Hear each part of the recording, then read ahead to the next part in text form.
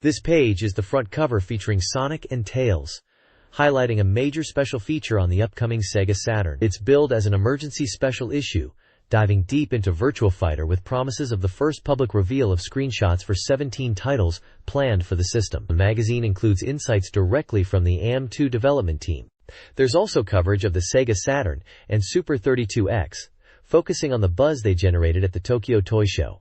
The cover also announces the launch of a Sega/Mega RPG project and features a collection of role-playing games scheduled for release in the latter half of 1994. Other games mentioned include special reports on titles like Sparkster, Jurassic Park 2, Echo, The Tides of Time, and Tomcat Alley. The Mega CD press section covers games such as Lunar, Eternal Blue, Shining Force CD, Shadow of the Beast 2, and WWF Mania Tour. Additional titles listed include Langrisser 2, Fatal Fury 2, Uncharted Waters, New Horizons, and Hybrid Front. The issue also comes with a Bound-In supplement focused on Super Street Fighter 2. This page features an advertisement or promotional page for the game Pro Striker 2 on the Sega Mega Drive. It highlights the game as the latest J.League soccer title, emphasizing that it's even more fun with 4 players. The page showcases a charming soccer ball mascot wearing a crown and cape, alongside a large, detailed image of a soccer ball with the Sega logo. Multiple screenshots are included, showing the top-down gameplay perspective, a replay sequence, and selection screens for modes and teams. The text promotes key features like all 12 J.League teams appearing with real names, updated player data for realistic play, and support for 4-player simultaneous matches using the Sega Tap accessory. It also mentions a replay feature to rewatch exciting goals. Pro Striker 2 is presented as the definitive soccer game choice. The page notes its release date in July 1994 and compatibility with the Sega Tap. Sonic the Hedgehog is also pictured at the bottom, along with Sega's contact information. This page introduces Shining Force CD, the second title in the Mega role-playing project for the Sega Mega CD. The artwork features several main characters from the game, including the main hero and key party members, positioned around a central emblem. The text highlights that Shining Force CD is a compilation and remake of the first 2 Shining Force Gaiden games originally released on the Game Gear, now brought together on a single Mega CD disc with extra content. It promises significant upgrades over the originals, including improved sound quality, added maps and story events, and, notably, enhanced and widescreen battle scenes, which are a major draw. Screenshots provide a glimpse of the game's tactical combat and various in-game locations. The game was scheduled for release on July 22 at a price of 7,800 yen. The page also includes brief advertisements for related Sega hardware, the Mega Drive 2 console, the Mega CD2 attachment, and the Victor Wonder Mega integrated system. The next page dives into the vibrant world of the Sega Mega Drive with 2 exciting titles. Featured prominently at the top is Pulseman, an intense action platformer from Game Freak. The artwork showcases the hero, Pulseman, a being born in computer memory space, known for his powerful electric discharge attacks. The game pits him against the villainous Galaxy Gang, who aim to conquer the universe. Screenshots highlight the fast-paced gameplay and unique stage designs. This looks like a high-energy experience.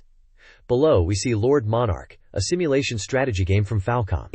It challenges players to unite a chaotic world and build a great kingdom, taking on the role of the young strategist Prince Alfred. The game features a stage-clear system and real-time strategy elements, promising a fresh take on the genre. The detailed character art and strategic map views hint at a deep and engaging experience.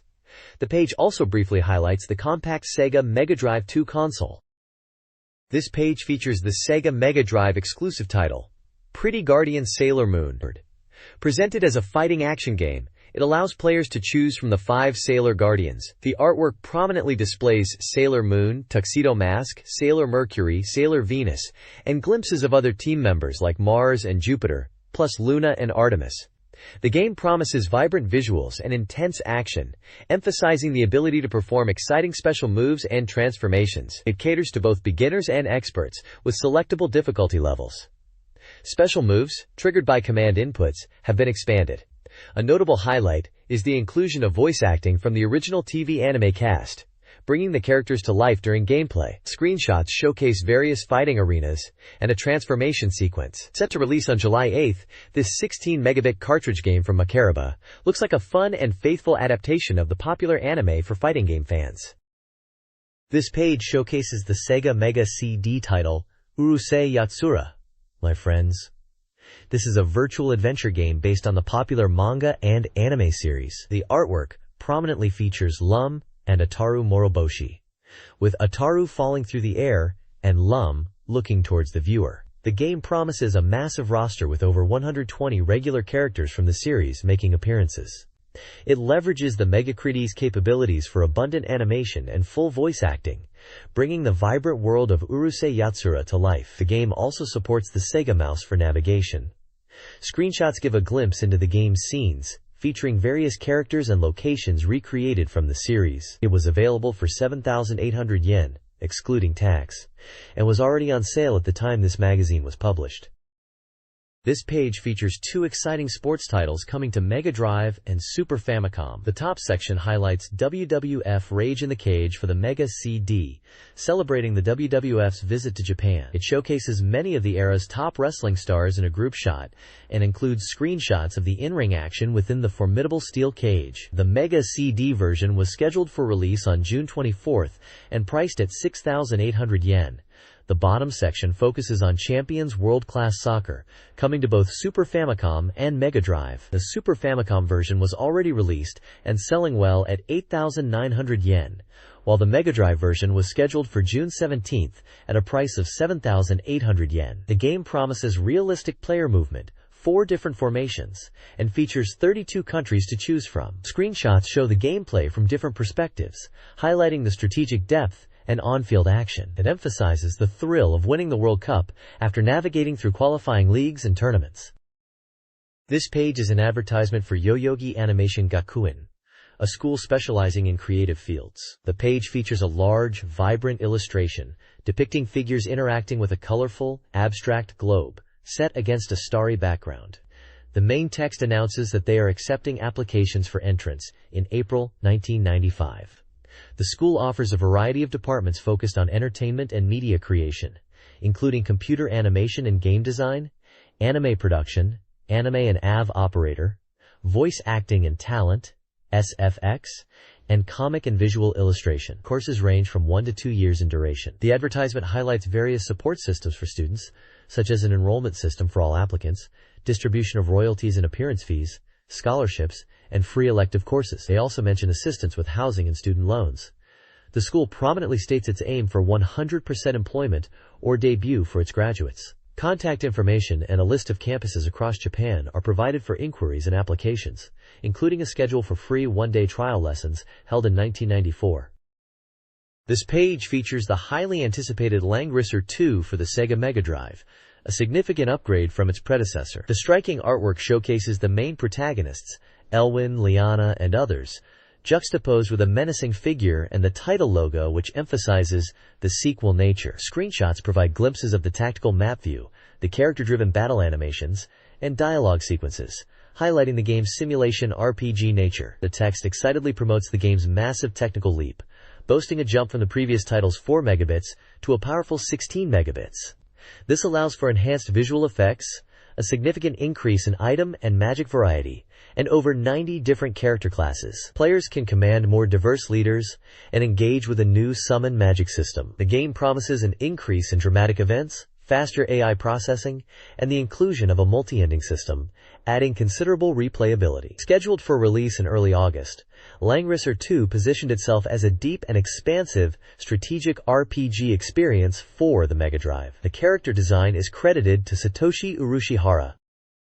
This page showcases the RPG Fantasy Encyclopedia series from SoftBank, offering reference books for role-playing game enthusiasts. Currently available titles include Age of Warriors, which delves into the history and styles of fighters from various eras and cultures relevant to RPGs, and a Reverse Monster Guide focusing on Western fantasy creatures, useful for players and game masters alike. Other books in the series cover Japanese historical fighters, Chambara Hero Tales, Japanese fantasy and mythology, RPG Fantasy Encyclopedia Japan Edition, and the general origins of RPG Fantasy, RPG Fantasy Encyclopedia. Looking ahead, the series is set to release a replay and session guide for the Japanese tabletop RPG Far Roads to Lord in late June, and a second Reverse Monster Guide, this time covering Eastern monsters, in late July. These books provide deep dives into the lore, creatures, and historical inspirations that shape the worlds RPG players explore.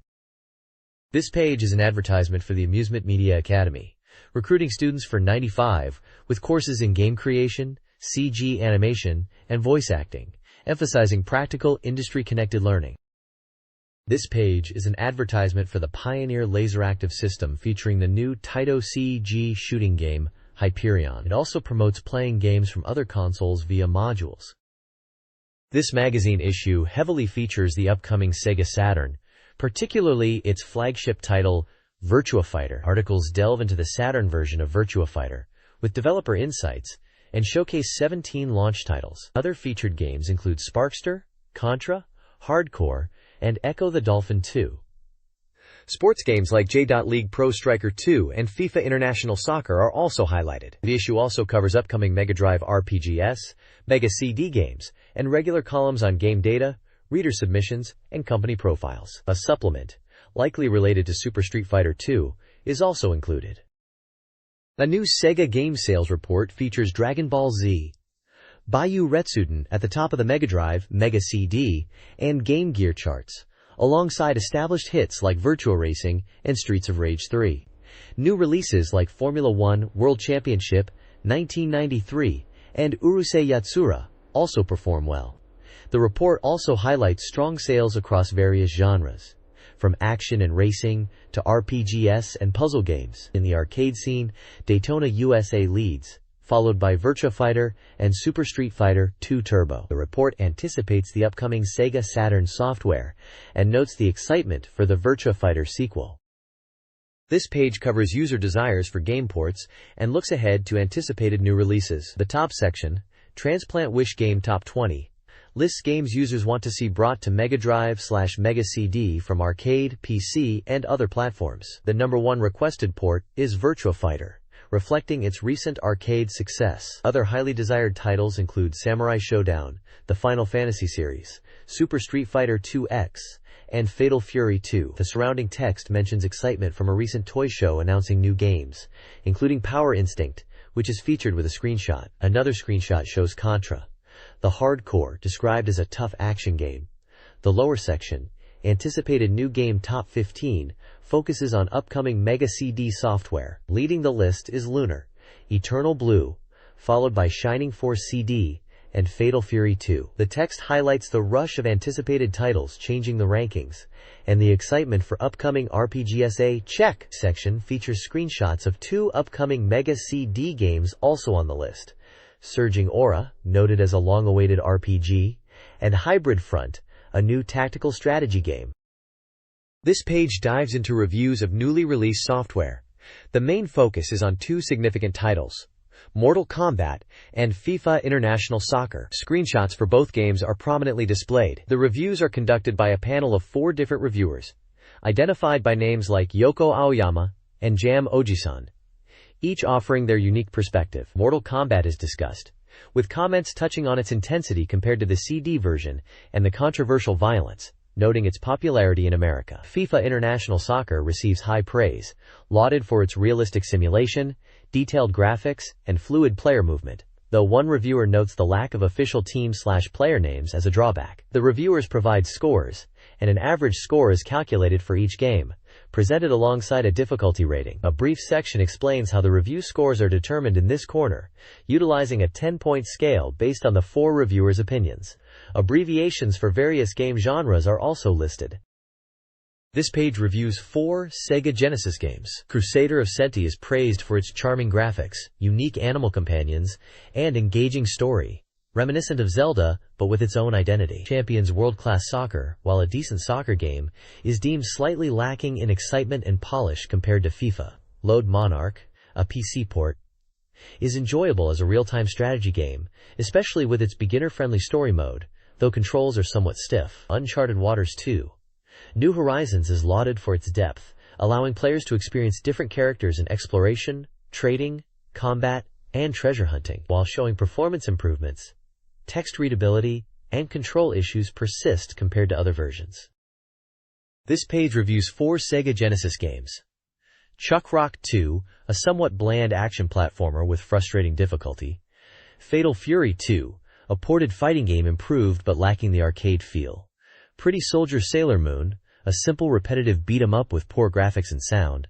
And NBA Pro Basketball 94 Bulls vs. Suns, a realistic basketball sim that's less exciting than arcade-style games. Viewers gave scores ranging from 4 to 8. Sega Genesis action and sports game reviews. Mortal Kombat CD8's Kart 7 received high marks for its faithful arcade port, especially the Finish Him moves. WWF Mania Tour 6 was deemed repetitive despite a good roster. RoboCop 3-4 suffered from difficult controls and unbalanced gameplay.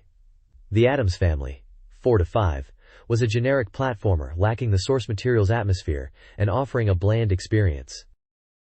This page presents reviews and staff recommendations for the month's releases across Mega Drive, Mega CD, and Game Gear platforms, along with a lively illustration depicting characters like Terry Bogard, Sonic, and others in a fighting context. The featured game review is for Smash TV on the Mega Drive, an arcade port described as a difficult but addictive futuristic action game similar to Gauntlet. The Game Gear version is also reviewed, noted as a decent port but lacking some of the arcade's intensity due to the smaller screen and characters. The staff recommendations highlight Uncharted Waters 2 as the highest bitrated game this month. The consensus is that the Mega Drive room releases are strong, featuring titles like Uncharted Waters 2, the RPG Shinseki Ragnarsenti, and the anticipated Super Street Fighter 2.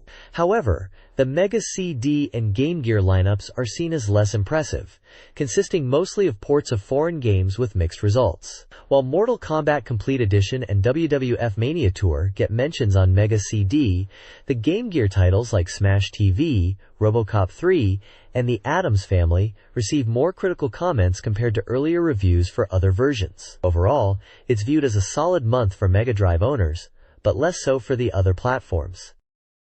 This page features the BeepMD Readers Race, a monthly ranking based on votes and average scores submitted by readers for Sega Mega Drive, Mega CD, and now Game Gear titles. It highlights reader opinions and average scores, acting as a guide for potential buyers. The main focus is on the reader rankings. The overall list shows Phantasy Star, the end of the millennium at the top, with Monster World IV making a strong push to second place. Virtua Racing also surprisingly ranks high at 4th.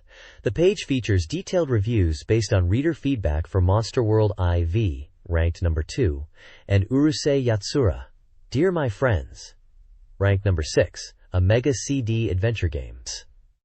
Monster World IV is praised for its enjoyable action and interesting story, particularly the integration of Pepalogu mechanics, although some readers note its relatively short playtime. Urusei Yatsura is highlighted for capturing the spirit of the anime source material, its fun minigames, and quick loading times, despite some finding the difficulty easy. A sidebar also briefly mentions the low-ranking Game Gear title Magical Taruto-kun, noting its short length and simple nature, suitable mostly for younger players. The ranking system itself is dynamic, changing based on reader votes, emphasizing real-time feedback. This page continues the BeepMD Readers Race rankings, listing games from number 61 downwards and showing reader average scores. The main focus here is on highlighting several contenders, games with detailed breakdowns, screenshots, magazine scores, and reader feedback. Featured games include the minigame collection Tantalil, number 17, praised for its excellent port quality and enjoyable variety. Popful Mail, number 36, an action RPG, is liked for its fun story and events, though some found it a bit short. Dungeon Master 2, Skullkeep, number 43, the classic dungeon crawler, is highly rated by readers despite some system changes from the first game, with mouse support noted as a plus. The Vertical Shooter, VV, number 50, known internationally as Grindstormer, receives mixed comments on visuals and slowdown, but is praised for its bullet-dodging thrills and ample options. Dragon Ball Z, Buyu Retsuden, number 97, is presented as a fighting game contender, but receives critiques comparing it unfavorably to its Super Famicom counterpart, in terms of animation and special moves. although the original story mode elements are acknowledged. The page offers a good look at how different genres are perceived by the readers and the magazine staff, providing insights into the strengths and weaknesses of these titles from a player's perspective. This page continues the B-Mega Readers Race, detailing several contender and attention-worthy games. Contenders like Devil's Course, Golf, 8.2 reader score, 6.5 magazine, Wing Commander, 7.9 reader, 6.5 magazine, Battlestar Galactica-like, and Baseball 2020, 7.0 reader, 7.25 magazine, good port, are discussed. General Chaos, 6.8 reader, 6.5 magazine, Action Strategy, is also highlighted. Attention-worthy games like Axe 101, 6.3 reader, 5.25 magazine, criticized for hit detection, and Ihi Hichi no Osakai, 6.1 reader, 5.75 magazine, complex but unbalanced, are also featured. The page concludes with a long list of additional games and brief mention of bargain games and race predictions. This page features further results from the B-Mega Readers Race ranking table for MD and CD games, continuing the list from the previous page. The main focus is a section titled Reporter's Kamikaze Stake, where reporter Sasaki Kai gives his take on Sorcerian. He notes the Mega Drive version is particularly difficult, especially the puzzles in the Twin Islands scenario, comparing it to the PC version and reflecting on his long history with the Sorcerian series. The page includes screenshots from the game and lists reader and magazine scores of 7.7025 and 7.0 respectively. Another significant section pays tribute to Ayrton Senna's Super Monaco GP2. This segment reflects on the game in the wake of Senna's tragic passing, with the reviewer describing how playing the game feels like racing with the legendary driver, highlighting the custom courses he designed. A smaller section recommends picking up Gear Stadium when it releases. The Resting Horse chart briefly mentions Sengoku Densho for the Mega CD. This page is dedicated to the Game Gear section of the B-Mega Readers Race results. It presents the ranking of games based on reader votes. The main section details the top-ranked Game Gear software. Leading the pack as the recommended horse one is Madu Monogatari 2. Mitsu no Madukyu, praised for making 3D RPGs accessible. Its balanced puzzles and battles, and enjoyable combat, though some found the item display difficult to read. It earned a high reader score of 8.8558. Recommended Horse 2, Shaddam Crusader. Harukanaru Ukoku, ranked third with a score of 8.5208. This RPG is highlighted for its innovative system, excellent graphics and sound, and humorous elements, despite some finding the map repetitive and battles simple. Featured as an opposing horse, Sonic Drift placed 11th with a score of 7.9756. While the AI is noted as weak, making it easy to clear, the time attack mode was enjoyed, and readers wished for more characters. A larger table lists the rankings of many other Game Gear titles, indicating their genre and reader scores, showcasing a wide range of games that readers were enjoying. The concluding text discusses the results of the first GG Readers Race, noting the surprises in the rankings and expressing anticipation for future votes. This page continues the B-Mega Readers Race results, focusing on the rankings for Mega Drive, Mega CD, and Game Gear titles. The main feature is a lengthy table detailing the rankings of numerous games based on reader votes, showing their genre and average score. While too extensive to list fully, it clearly shows the relative popularity and reception of a vast library of titles. Highlighted separately are two Game Gear games, Wonder Boy and Pandora's Box, Monster World 2, Dragon no Wana, appearing as a recommended horse at 14th place with an average score of 8.5208, praised for its engaging gameplay and map design despite issues with password saving. Conversely, Phantasy Star Adventure is a caution horse at 31st place with a low score of 5.0, criticized for its lack of connection to the Phantasy Star world, weak graphics, and cumbersome password system. The editorial team comments on the results, noting the inclusion of Game Gear titles adds a new dynamic to the race. The page also features interactive reader contests, asking for predictions on the debut ranking of Sonic the Hedgehog 3, pictured with a screenshot, and the average score of Outrunners, also with a screenshot. Finally, the monthly contest prize is announced as ToeJam and Earl and Panic on Funkotron, ToeJam and Earl 2, along with another Mega Drive game of the winner's choice, featuring a screenshot of the Funkadelic duo's adventure. This page is dedicated to Be Mega Racing Freak Volume 5 and focuses heavily on the world of motorsport. The most prominent features are the tragic events at the 1994 San Marino Grand Prix, highlighting the deaths of Formula One legend Ayrton Senna and Austrian driver Roland Ratzenberger. It discusses the immense shock caused by their loss, particularly highlighting Senna's status as an icon and Ratzenberger's previous participation in the Japanese 3000 series, making his death also deeply felt in Japan. The article reflects on how these tragedies underscore the inherent dangers of motorsport. Additionally, there's a section covering the All Japan F3000 series, noting that foreign drivers have dominated the early races this season, with local favorites like Kazuyoshi Hoshino experiencing difficulties. It suggests a future where Japanese young drivers will challenge the foreign presence. The page features photos of Senna, Ratzenberger in his F3000 car, and scenes from the Japanese F3000 paddock and podium. This page is packed with Sega and related news. Sega Channel is launching in June, offering around 30 games via cable TV for a monthly fee, requiring a dedicated receiver. In event news, the band Bunyav held their first solo concert and performed the iconic theme from Daytona USA live.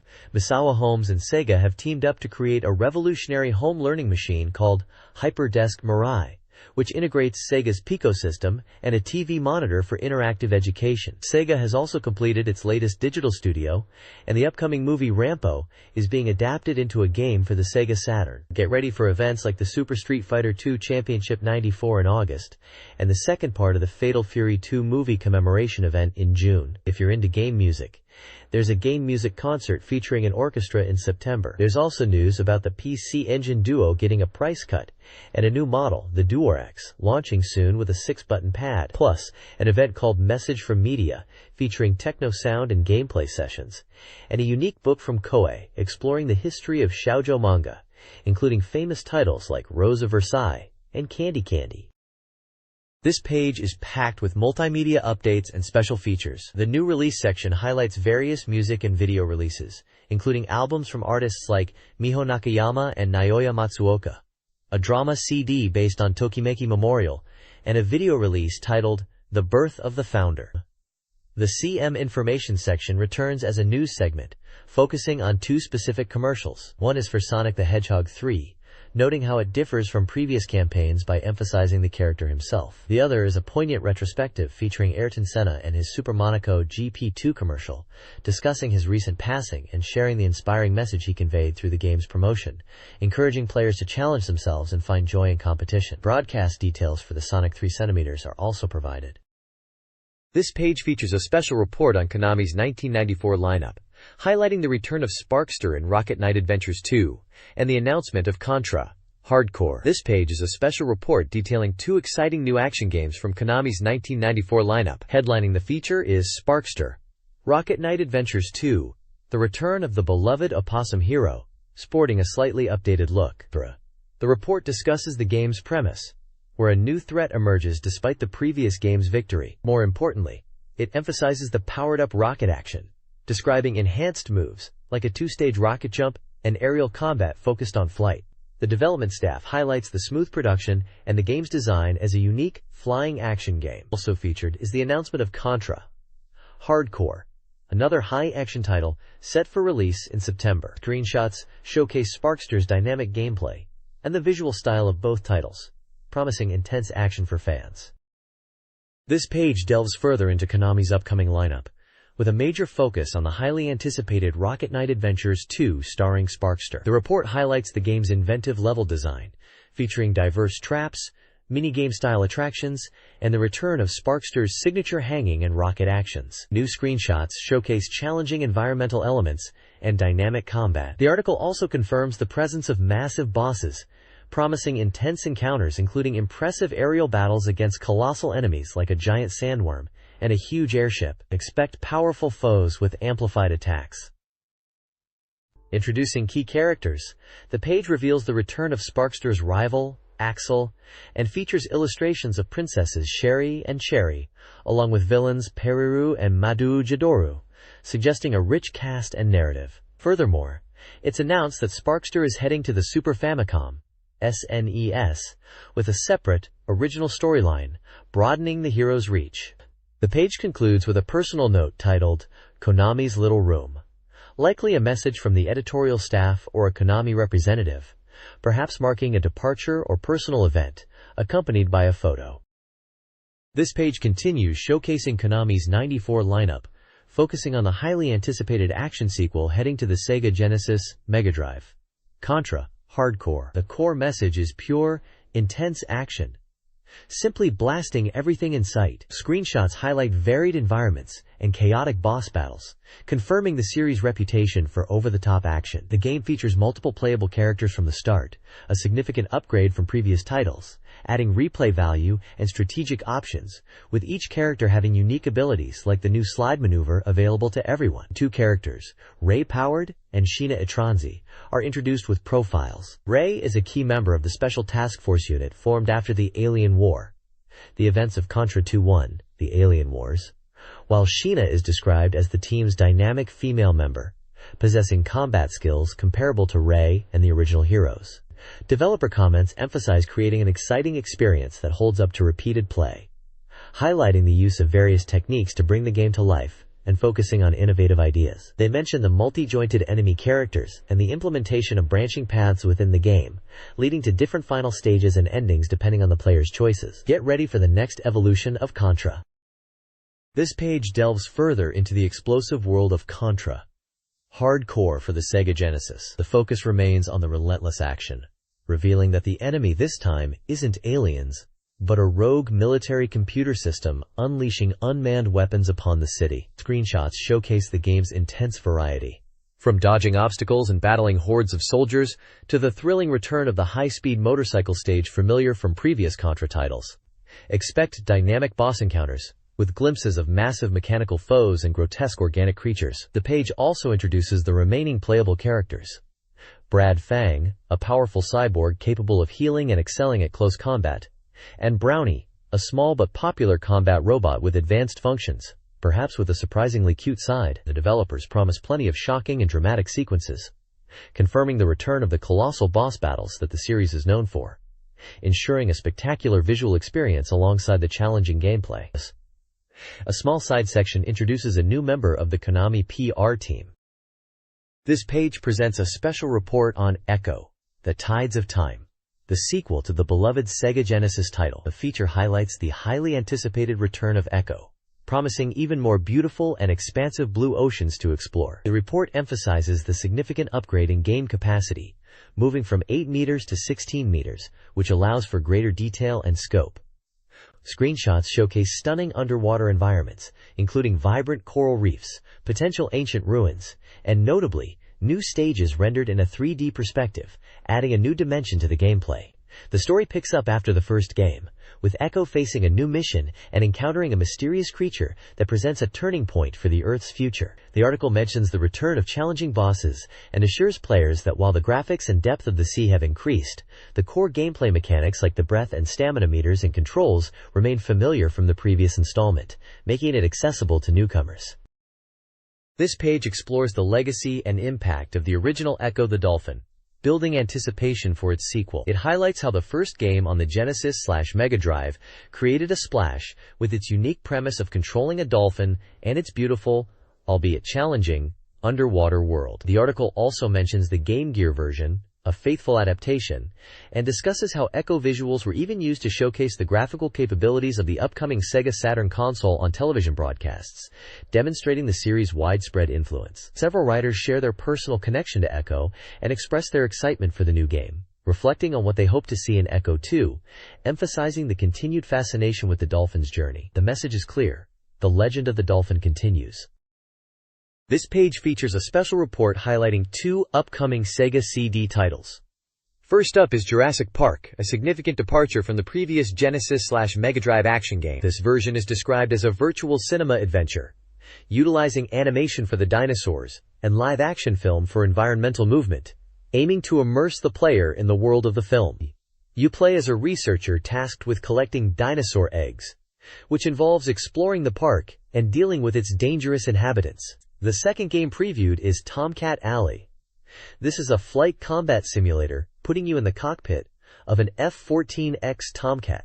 The article emphasizes the game's use of full-screen live-action video, promising incredibly immersive dogfights. Gameplay is streamlined, focusing on targeting enemies with a cursor and firing missiles, leaving complex flight maneuvers to the game itself so players can concentrate on the action. Both titles are slated for the Sega CD and promise a high level of visual fidelity and immersion thanks to the console's CD capabilities, particularly the use of video footage. This page features a special report on Treasure's upcoming fighting game based on the popular manga and anime series Yu Yu Hakusho, scheduled for release on the Sega Mega Drive and Game Gear. The big news is, this isn't your typical one-on-one fighter. It boldly supports up to 4 players simultaneously duking it out on screen. The game adopts a unique system with a spirit energy gauge and allows characters to fight on 2 distinct lines, adding a strategic layer to the chaotic 4-player battles. Players can expect techniques and characters faithful to the original Yu Yu Hakusho, like Yusuke's Spirit Gun and others, with a planned roster of 12 characters including familiar faces like Kuwabara and Kurama, seen in the screenshots. The graphics are based on animation drawings, promising fluid character movements. Controls are straightforward, utilizing strong/weak attacks and line movement, supporting the Mega Drive's 6-button controller. The report highlights the excitement around Treasure, known for their quality action titles, taking on the fighting genre with such a unique premise. The next page continues the deep dive into Treasure's Yu Yu Hakusho, Meikyu Tuitsusen for the Mega Drive, with a special production report featuring interviews with the development staff, the team leader, programmer, graphic designer, and PR representative. They discuss the decision to make a fighting game, emphasizing their desire to create something original on the Mega Drive. A key focus was the concept of skill resonance, where techniques interact, going beyond simple blocking. The highlight is the unique 4-player simultaneous battle system, which they admit presented significant technical challenges. They talk about the implementation of characters faithful to the anime and manga, graphic quality based on animation drawings, and sound design featuring mostly original music. A screenshot shows an early prototype of the game, specifically highlighting the simultaneous 4-player mode in action, referred to as the original model for the system. The team seems passionate about creating a fighting game experience unlike anything else on the platform, leveraging the popular Yu Yu Hakusho license to do something bold. The next page features a spotlight on Treasure's upcoming Mega Drive title, Dynamite Headdy. The article announces the game is nearing completion, with a release date set for August 5th, priced at 6,800 yen. It's an action game, 16 meters big, and single-player. The focus here is on the stages, highlighting the game's unique visual style and theatrical presentation. Screenshots and descriptions are provided for stages 1 through 4. Stage 1, titled Escape Arc, depicts Heady's initial escape from being turned into scrap, featuring the pursuing robot and the boss Maruyama. Stage 2, the Reunion Departure Arc, shows Heady meeting up with his companions, Mokum, Yakum, and Fukum, and introduces the boss Keymaster, a character with a key attached to his body, along with the mysterious female character Fingy. Stage 3, the Pursuit/Chaos Arc, covers Heady being chased and battling against a giant boss made of spheres, referred to as Guest. Stage 4, the Twilight Suspicion Arc, features platforming segments and a boss fight, where Heady must deflect projectiles using spikes. The article praises the density and unique design of each stage, noting the theatrical structure adds to the appeal. It also teases the adventure continuing into Stage 5. The next page dives deeper into Dynamite Headdy, focusing on the massive Stage 5, a towering stronghold for the Imperial Army. You start by climbing the exterior before heading inside. As expected, the recurring villain Maruyama shows up, leading to confrontations described as being as chaotic as a Tom and Jerry brawl, or something out of Treasure's own Gunstar Heroes. Stage 5 also features the fearsome boss, the third Keymaster, known as Motorhand. This colossal boss is fixed to the floor and spins its multi-jointed arms in a brain shake attack, a spectacle that needs to be seen in motion. The technical column on the page highlights the game's impressive software-based 3D rotation effects on the Mega Drive. Unlike the Super Famicom, the Mega Drive lacks hardware support for rotation, making Treasure's smooth software implementation a significant achievement. The game utilizes XY rotation for standard spinning effects, seen in previous bosses like the Keymaster and Guest, XZ rotation for tilting platforms in Stage 5, and most remarkably, achieves full XYZ 3-axis rotation for the motor hand boss. This complex movement for a multi-jointed character is presented as a groundbreaking technical feat, promising a level of visual dynamism previously unseen. While static screenshots can only hint at its brilliance, the game's August 5th release is eagerly anticipated for players to witness these effects firsthand. Dynamite Heady's next stage features intense aerial combat against the Sky Deuce, a large Imperial Army battleship. Players can use 3 specialized shooting heads: the Black Falcon, Crimson Wings, and Light Bullet. The stage also includes a challenging encounter with the returning villain Maruyama in an unfinished DD Army fortress. Maruyama, now more difficult, employs various scaling and shrinking tactics. The page concludes with a message from Yakufu, expressing excitement for the game's nearing completion and highlighting the demanding SHT sections. This page features the upcoming Game Gear port of Dynamite Heady. It confirms the popular Mega Drive title, developed by Treasure, is being adapted for Sega's portable system, with Sega handling the port based on the Mega Drive version. The article highlights the Game Gear version's ability to render the game's action with PSG sound and a 32-color LCD screen. Screenshots showcase several stages, including the initial levels and a boss encounter with the returning Maruyama on Stage 3. The infamous DD Soldier from the Mega Drive version is also confirmed to appear, with a screenshot showing his face revealed. The developers note that while the overall flow is similar to the Mega Drive game, adaptations were necessary due to the Game Gear's hardware differences, potentially leading to changes in the story and stage structure. They acknowledge the challenge of porting a 16-bit game to the handheld, but State Treasure is supervising the process to keep it close to the original. The page also announces a Heady plushie contest and an illustration corner, inviting fans to create and submit their work for prizes, celebrating the game's release. This page of the new release Scramble section highlights 2 upcoming Mega Drive titles. First up is Power Instinct by Atlas. The magazine touches on this fighting game, noting its unique flair that caused a stir last fall. It's coming to the Mega Drive, with a Saturn release hinted at for the future, making its arrival on Sega's platform exciting. The text emphasizes the eccentric characters, particularly the main character's formidable grandmother and grandfather, whose terror is a must-see, and comments on the impressive visuals adapted from the arcade version. Next is Pulseman, developed by Game Freak, which is nearing completion. This section previews stages 1 through 3 and includes a look at the bonus stages. The core concept involves controlling electricity and traversing between the real world and a computer world. Screenshots illustrate the platforming and action elements, including Pulseman's electrical abilities, and encounters with bosses like a large mechanical foe. The game is set for a July 22nd release at 7,800 yen on a 16 megabit cartridge. A small list also mentions Chuck Rock 2, the Itchy and Scratchy game, and Panorama Cotton. This page features previews of 2 upcoming Sega Mega Drive games. First up is Chuck Rock 2, Son of Chuck, the sequel to the original Chuck Rock, which was previously planned for release in Japan. This installment stars Chuck Jr., the infant son of the original hero. Despite being a baby, he wields a club as tall as himself and must brave a dangerous primitive world filled with massive dinosaurs and other creatures to rescue his father. The magazine highlights Chuck Jr.'s unique appearance and comments on the challenging journey ahead. Screenshots showcase the action platforming and boss encounters. Next, we see the Itchy and Scratchy game, based on the violent cartoon segment from The Simpsons. This game is described as a comical action title in the vein of Tom and Jerry, where players control Itchy the mouse, whose goal is essentially to beat up Scratchy the cat within a time limit. The preview mentions the game is still early in development and shows various screenshots depicting Itchy and Scratchy in different environments, including what appears to be a factory setting with strange machines. The magazine notes the game captures the show's slapstick violence.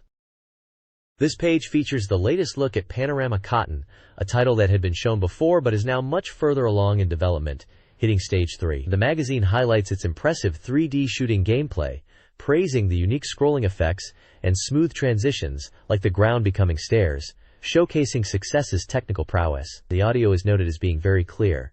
A column questions the nature of Willow, a character described as a queen with strange demands. The boss of Stage 3 is also shown, with its outer layers peeling away realistically as it takes damage. Additionally, there's a section of miscellaneous news. This includes details on Bandai's Bax Crudron player, the first public glimpse of the Super 32X title Bullet Fighters, Micronet's Mickey and Minnie in Wonderland, and news about Technos Japan's Beach Volley for Mega Drive and Game Gear. Foreign game news covers the US release date for the 32X, and notes on whether games like Earthworm Jim from the Aladdin team and the Sega CD port of Snatcher might see a release in Japan. Finally, a quick report from the Toy Show features the first public reveal of Sega Saturn's Daytona USA. This page dives into the world of J.League soccer games with a special focus on J.League Pro Striker 2 for the Mega Drive. Positioned as the evolution of the popular Pro Striker series, the article highlights the significant improvements in this sequel. It notes that the game has become even more engaging with the inclusion of new teams like Jubilo and Belmare. A key focus is on the enhanced realism, featuring significantly more player animation patterns based on real-life movements, improved goal celebrations, and even unique team cheering audio to bring the atmosphere to life. Screenshots show the gameplay view, the team selection screen featuring the various J.League clubs, the formation setup, and a detailed player data screen. The magazine points out that the player data feature allows you to use the game like a database, checking player stats, birth dates, height, weight, and even their previous year's J.League performance. This is a neat touch for fans. Beyond the game, the page also looks at the actual J.League season, discussing the performance of teams like Sanfrecce Hiroshima and the struggles of others, mentioning key players and the excitement of the league's second year. Overall, it presents J.League Pro Striker 2 as a substantial upgrade that captures the excitement of the growing J.League. This page focuses on the various gameplay modes available in J.League Pro Striker 2 for the Mega Drive, highlighting the depth and options beyond just playing a single match. It details the pre-match mode for quick, one-off games, including multiplayer support for up to 4 players using the Sega Tap. For a different experience, the All-Star mode lets players build custom teams by selecting top players from the East and West divisions, allowing for unique team compositions. The Cup Tournament mode offers a structured competitions, starting with a group stage followed by a knockout round, also supporting extensive multiplayer. For a more comprehensive experience, the League Tournament simulates a full J.League season with home and away matches, tracking progress, and scores. The page also touches upon important settings, including pre-game options like difficulty and controller configuration, and features accessible during a match. It discusses the utility of the in-game radar, noting that adjusting its size can help focus on immediate action or provide a broader view of player positions. Visuals include screenshots of the different mode selection screens, in-game options, and comparisons of the radar display. The page also includes commentary on the ongoing J.League season and a related quiz feature. This page shifts gears to showcase FIFA International Soccer on the Mega Drive. It kicks off by praising the smooth character movements, describing it as an exciting football experience that captures the feeling of watching a game in England. The game offers detailed options for formations and player positioning, giving tactical depth. Highlighted features include good moving, focusing on the fluid animations like the heel pass, and nice play is more impressive, which allows players to analyze key moments with a replay system featuring rewind and fast forward. A photo of a likely commentator figure is also shown with some introductory Japanese text. A significant portion of the page details strategic options for winning. Team coverage lets you define the action range for different player positions, while team strategy allows you to implement game plans like playing long balls or focusing entirely on defense or attack. Various tactical diagrams illustrate these concepts. Finally, team formation presents several classic setups like 352, 442, 433, and the sweeper, suggesting formations like the sweeper might be good for head-to-head matches. A side column briefly touches upon the World Cup context, mentioning the tournament structure for the upcoming 1994 event in the USA, noting the dates and participants from Asia.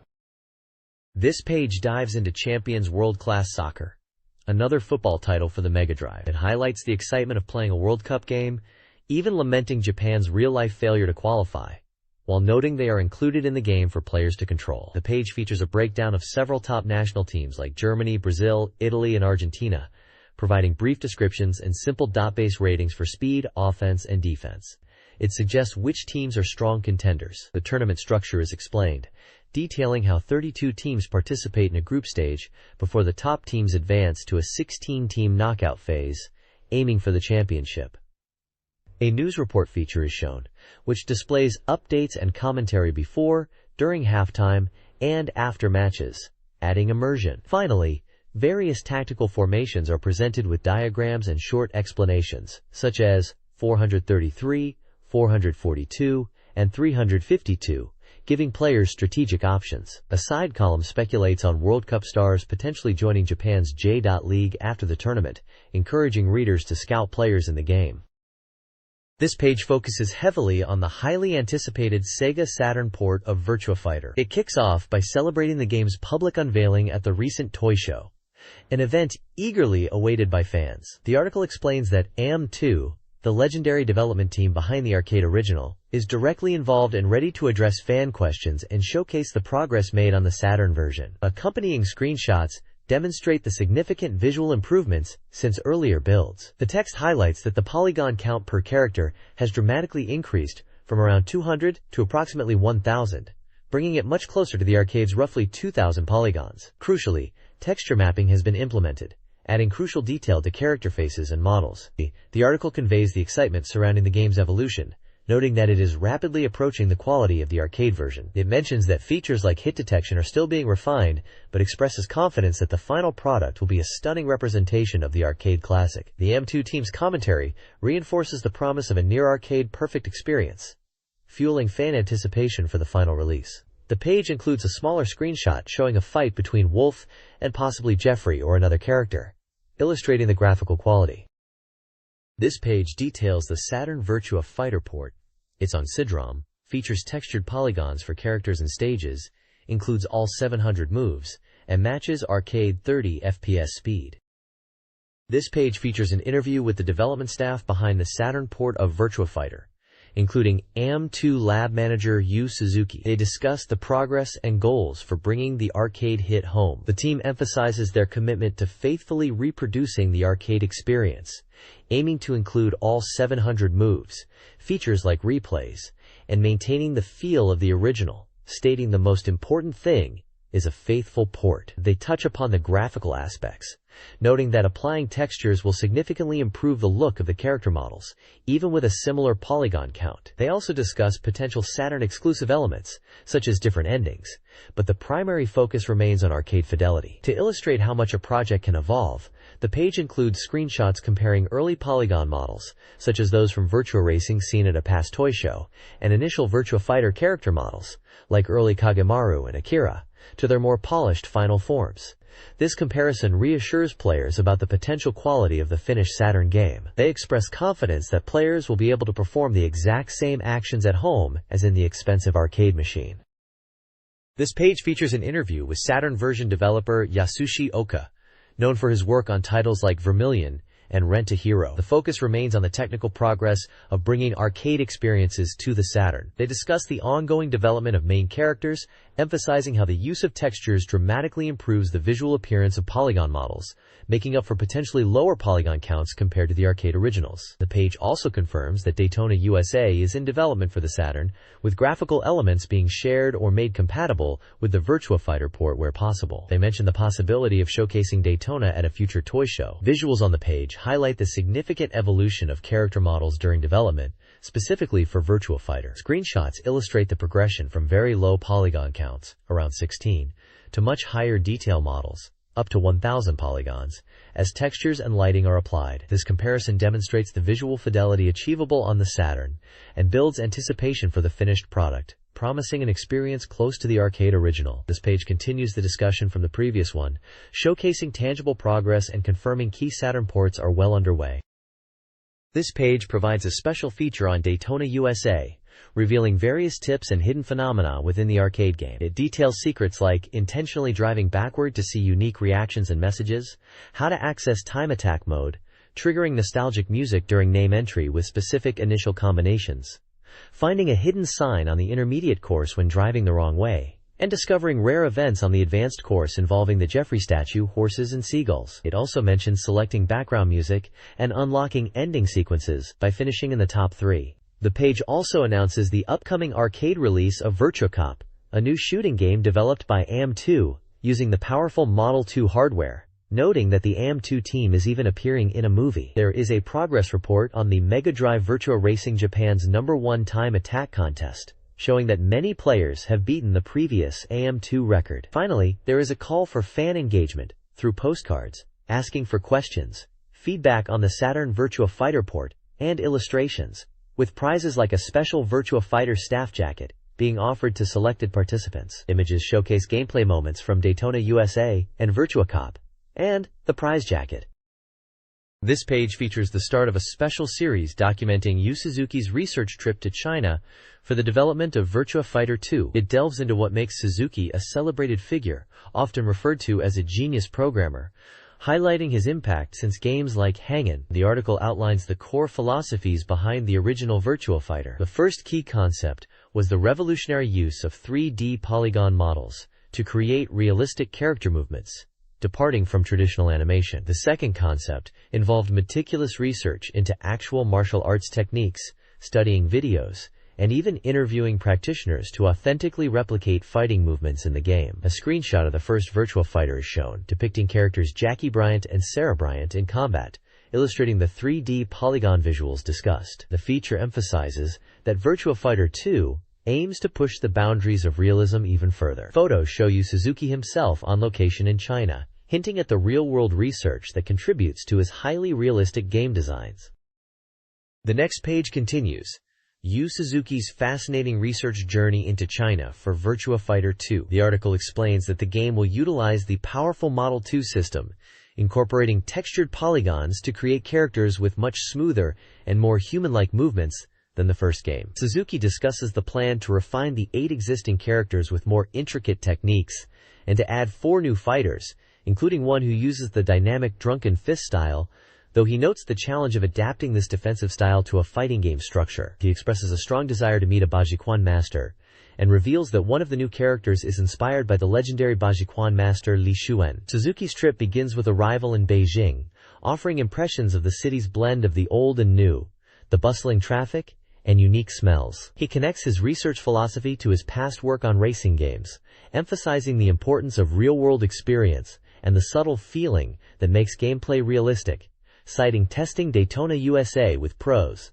and the need to experience high-speed driving firsthand. Development on Virtua Fighter 2 is progressing, with fundamentals solidifying, and anticipation is high for the public to see the super amazing results soon, possibly around August. Photos on the page show the Novotel Beijing Hotel and Yu Suzuki in a rocky landscape during his trip. This page features the BeepMD reader mail section, titled Beep and Neo at the top. Readers share their thoughts, questions, and experiences, creating a direct interaction between the magazine and its audience. Letters touch on personal challenges, including the difficulty of finding work, with one reader expressing a strong desire to work for the magazine itself, even in a general role, despite concerns about their writing ability. Another notable section is this month's BGM, which suggests music related to gaming or themes. It highlights the soundtrack from Echo the Dolphin and the album Scuba by the iconic Japanese band Pi Model, linking them to a high-sense SF world. This theme is visually represented by an image related to the classic cinematic platformer Flashback. The page captures the diverse interests of the magazine's readership beyond just gameplay, touching on life events and cultural recommendations.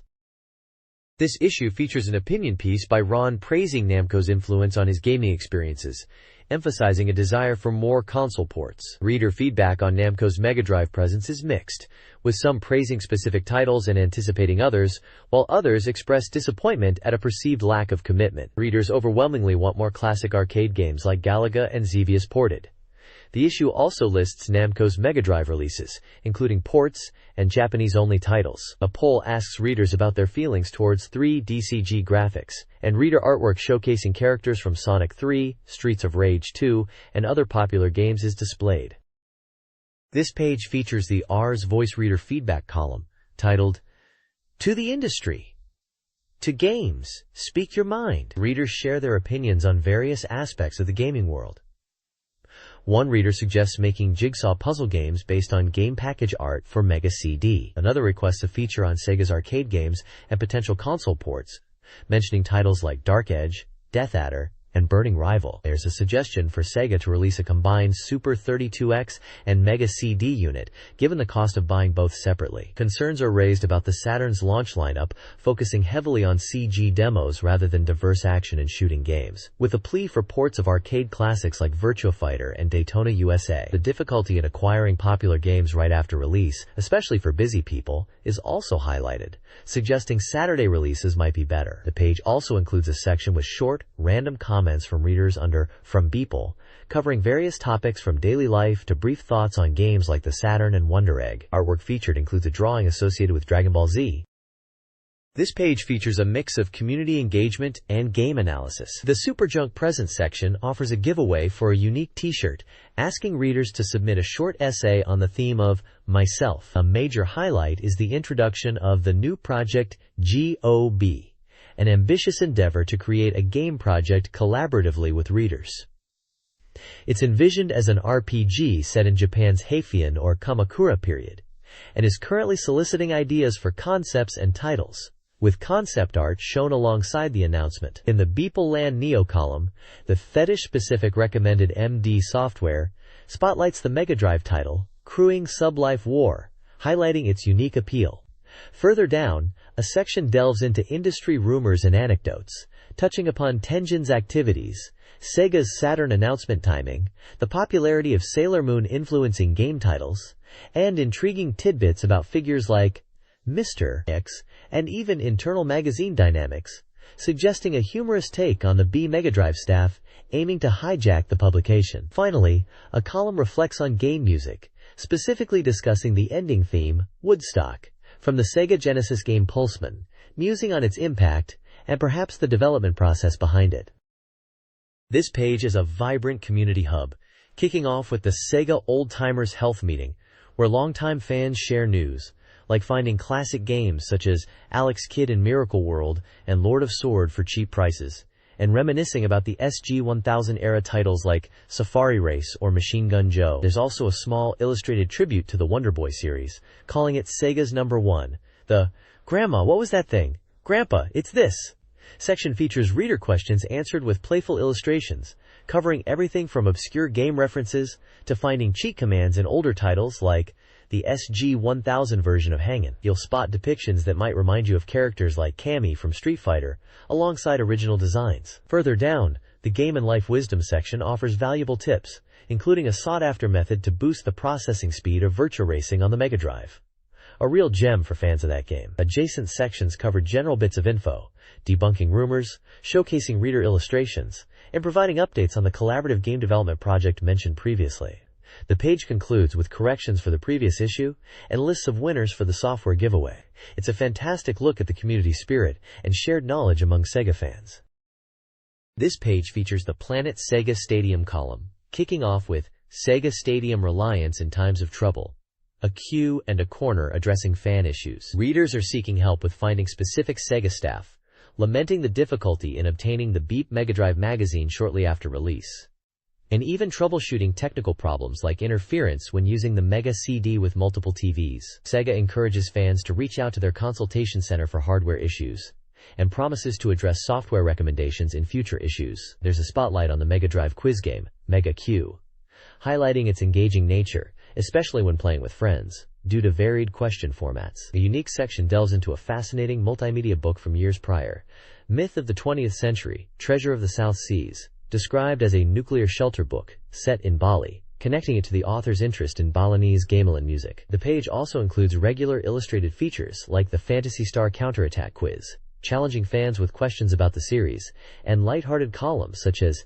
Hang in There, Hayasaka-san, and Scoop, offering humorous takes on daily life and industry snippets. Finally, a masterpiece CD recommendation points to the stylish soundtrack for the movie The Moderns. This page opens with a feature on voice actress and singer Megumi Hayashibara, highlighting the completion of her anticipated third album, titled Sphere. The article details the album contains 13 tracks, including 4 she personally wrote, and discusses her feelings about the creative process and wanting her music to reach a wide audience. First press editions come with generous bonuses, including a full-color photo book shot in Izu, and a 20-page monochrome collection of her essays and doodles. The album is scheduled for release on July 2nd for 3,000 yen. There's a section seeking fan submissions for the Megumi Hayashibara project and idea recruitment, asking for contributions like 4-panel manga, illustrations, and questions for staff, with prizes including Sega video magazines, game software, and Sonic merchandise. The Sega Facts Club is noted to be a great success, providing strategy guides and arcade information to members. Finally, there's a small recruitment corner for part-time game checkers at Sega, specifying qualifications and application details for a June deadline. The page also includes brief commentary on movies, mentioning the success of the Naked Gun series. This page dives into the world of Compile, featuring news about their popular series. Headlining the announcements is the confirmation that Puyo Puyo 2, the anticipated sequel, is finally being revealed, with rumors strongly suggesting the Sega Mega Drive will be the first platform to receive the port. Alongside this, development of Sorcery Saga 2i for the Game Gear has also been decided, promising more dungeon-crawling adventures on the handheld. The page teases exciting events within the Sorcery Saga universe, highlighting a major showdown between Argyle and Rulyu, and hinting at the return of the legendary Super Madu armor. A comic strip titled The Rumored Famicom Shop adds a touch of humor, depicting characters visiting a retro game store. Fan engagement is prominent with a point system for submissions, allowing readers to earn prizes like a Puyo Puyo fan or a Compile bag set. Midterm results for a Puyo Puyo character popularity poll are shared, showing Draco currently leading, followed by Arle, Naja, and Carbuncle. The page also showcases fan-submitted illustrations in the Nokone gallery, and runs a survey asking if readers know about a Carbuncle doll, and what software they'd like Compile to create next. This page features Konami's User Hotline Corner, hosted by T. Hayasaka, presenting news and responding to reader mail. The highlight is the announcement and brief overview of 2 major action titles unveiled at the Tokyo Toy Show for the Sega Mega Drive: Rocket Knight Adventures, Sparkster, and Contra Hardcore. Rocket Knight Adventures is described as a renewal of the character, now considered Konami's hero on the MD, featuring intense rocket action and emphasizing character immersion. Contra Hardcore maintains the series' signature action while offering unique content, differing characters, route branching, and multiplayer gameplay, showcased with screenshots from both titles. The reader mail section covers various topics, including clarifying confusion between Ayrton Senna and Sega games, addressing compatibility issues for the Lethal Enforcer's light gun between SFC and MD versions, identifying music from Castlevania games, specifically Vampire Killer, and confirming that Sparkster is an opossum. The page concludes by debunking a humorous industry rumor about Hayasaka getting married to a Sega employee. This page is an extensive price list from a Sega specialty store named Santa, detailing games and accessories for the Mega Drive, Mega CD, and Game Gear, including new releases and discounted items, along with ordering information. This page unveils Super Street Fighter II, the new challengers for the Mega Drive, announcing its release on June 25th. The article proudly declares it an unprecedented 40 megabit title, surpassing the Super Famicom version in size and nearing an arcade-perfect experience. It details the multitude of new elements, including the addition of 4 new characters and stages. Beyond that, existing characters receive refreshed graphics, voices, and special move visuals. Gameplay is spiced up, with various bonuses awarded for actions like first attacks and successful combos. A notable feature is the inclusion of a 5-level game speed adjustment, exceeding the Super Famicom's 4 levels and promising intense turbo battles. The article also highlights significant changes to character moves, with new special techniques added for many fighters, particularly those who previously had limited arsenals like the boss characters. Screenshots showcase battles featuring characters such as Blanca, E. Honda, Ken, and Balrog. This page dives into the various game modes available in the Mega Drive version of Super Street Fighter II, highlighting the 5 distinct options. Beyond the standard arcade battle, which now includes an expert mode featuring all 16 characters, unlike the random 12 in the arcade, and the familiar versus battle for head-to-head combat, the game brings the popular 8-person knockout tournament mode from the arcade. Unique to the Mega Drive are the enhanced group battle, a point-based mode evolved from previous entries, and the brand new challenge battle, focused on scoring and recording your best performance. The page also notes that each character now boasts an impressive 8 color palette options, selected by the button pressed during character selection. Furthermore, the game introduces more complex command inputs for special moves, citing examples like DJ's machine gun uppercut and Fetlong's multi-hitting Rekakin, suggesting players will need to hone their skills. This page acts as a character file introducing 2 of the new challengers in Super Street Fighter II. Fei Long from Hong Kong and Cammy from England. Fei Long is presented as a high-speed, hard-hitting fighter, likened to Bruce Lee. His fighting style emphasizes relentless offense and chaining attacks. Key special moves highlighted are the Rekadaken, a multi-hit rush punch that's crucial for his combos, and the Shenkyaku, a flaming upward kick useful for surprise attacks and dealing with opponents getting up. The reviewer notes his strong offensive pressure but mentions the Shenkyaku can be tricky to time correctly. The movie section briefly touches on his film star background and meeting with Ryu. Cammy is introduced as a young, fast female fighter, excelling in ground combat with quick steps and surprising attacks like air throws. Her speed and small hitbox are noted as strengths. Her special moves covered are the Axle Spin Knuckle, a move that goes through projectiles, the Spiral Arrow, a drilling kick useful from a distance, and the Cannon Spike, a powerful anti-air or combo finisher. Gameplay tips suggest using the Cannon Spike in combos after cancels, and using the Spiral Arrow from further away. The movie section mentions her background linked to Shadaloo and confronting Chun-Li. The page provides a concise overview of each character's style and moves. This page continues the Super Street Fighter II character introductions with DJ from Jamaica and T-Hawk from Mexico. DJ is presented as a cheerful and well-balanced fighter with a mix of projectile and rushdown attacks. Often nicknamed the Jamaican Guile, he possesses strong offensive and defensive capabilities. His special moves include the Air Slasher projectile, the double rolling Sobat kick rush, and the multi-hitting machine gun uppercut. These techniques allow him to control space and apply pressure effectively. The magazine notes his movie appearance depicts him as a popular DJ whose fighting style incorporates music, though his role is minor. Hawk is introduced as a large and powerful warrior whose destructive strength rivals Zangief. Despite appearing slow, his high damage output and special moves make him formidable. Key techniques are the anti-air Tomahawk Buster, the devastating command grab Mexican Typhoon, and the diving attack Condor Dive, which can bypass projectiles. The reviewer highlights the power of the Mexican Typhoon and the utility of the Condor Dive against zoning characters. In the movie section, he is described as a proud warrior who loses a fight to Ken.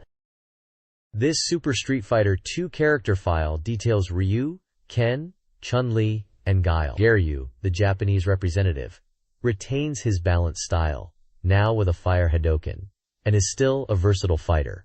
Ken, the American, boasts flashy attacks and a potent Shoryuken, but his spirit is dimmed. Chun-Li, the Chinese fighter, has modified Kikoken, but maintains her quick attack style.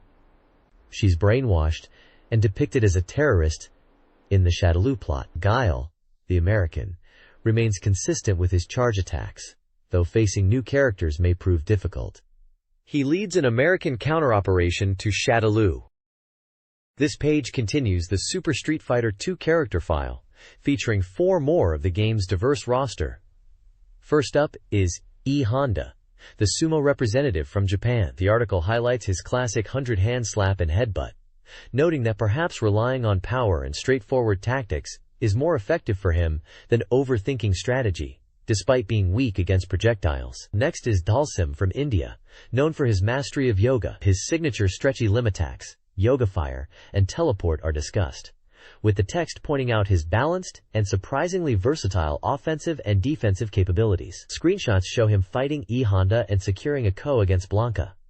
Blanca, the beast from Brazil, is also featured. The piece mentions his iconic rolling attack and unique, unpredictable fighting style. The text ponders if his intent behind the rolling led to his power-up, and suggests his tactics, especially combining special and normal moves, are still largely unknown territory. Finally, there's Zangief, the powerful grappler representing the Soviet Union. The article emphasizes his added strength and the inclusion of new, impactful moves like the atomic suplex and flying powerbomb, making him an even more formidable force in Russian wrestling. A screenshot shows him executing a grapple on Blanca. This Super Street Fighter II character file details 4 powerful fighters, Balrog, Vega, Sagat, and M. Bison. Balrog the boxer now has stronger punches and anti-air, gaining new combos.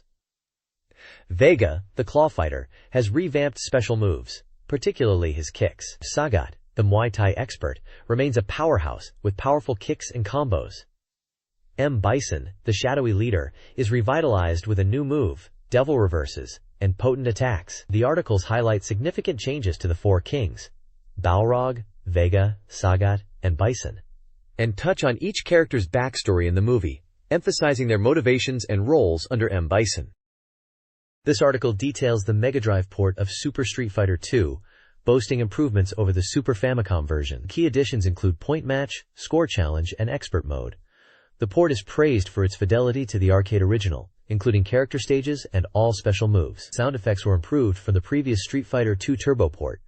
Capcom explains the extra memory is used for new characters, graphics, and music. The development challenge was capturing the arcade feel. Future Mega Drive releases are possible, along with potential hidden techniques in the game. Capcom also expresses interest in the Sega Saturn, but doesn't reveal specific titles. The port is aimed at both experienced and new players, and a campaign tied to the Street Fighter II movie is mentioned, alongside a new controller accessory. This page features a staff interview centered around the development of Shining Force CD, a title released on the Sega CD, Mega CD in Japan. Producers and directors discuss the challenges and completion of the game, touching on their exhaustion and personal interests like golf.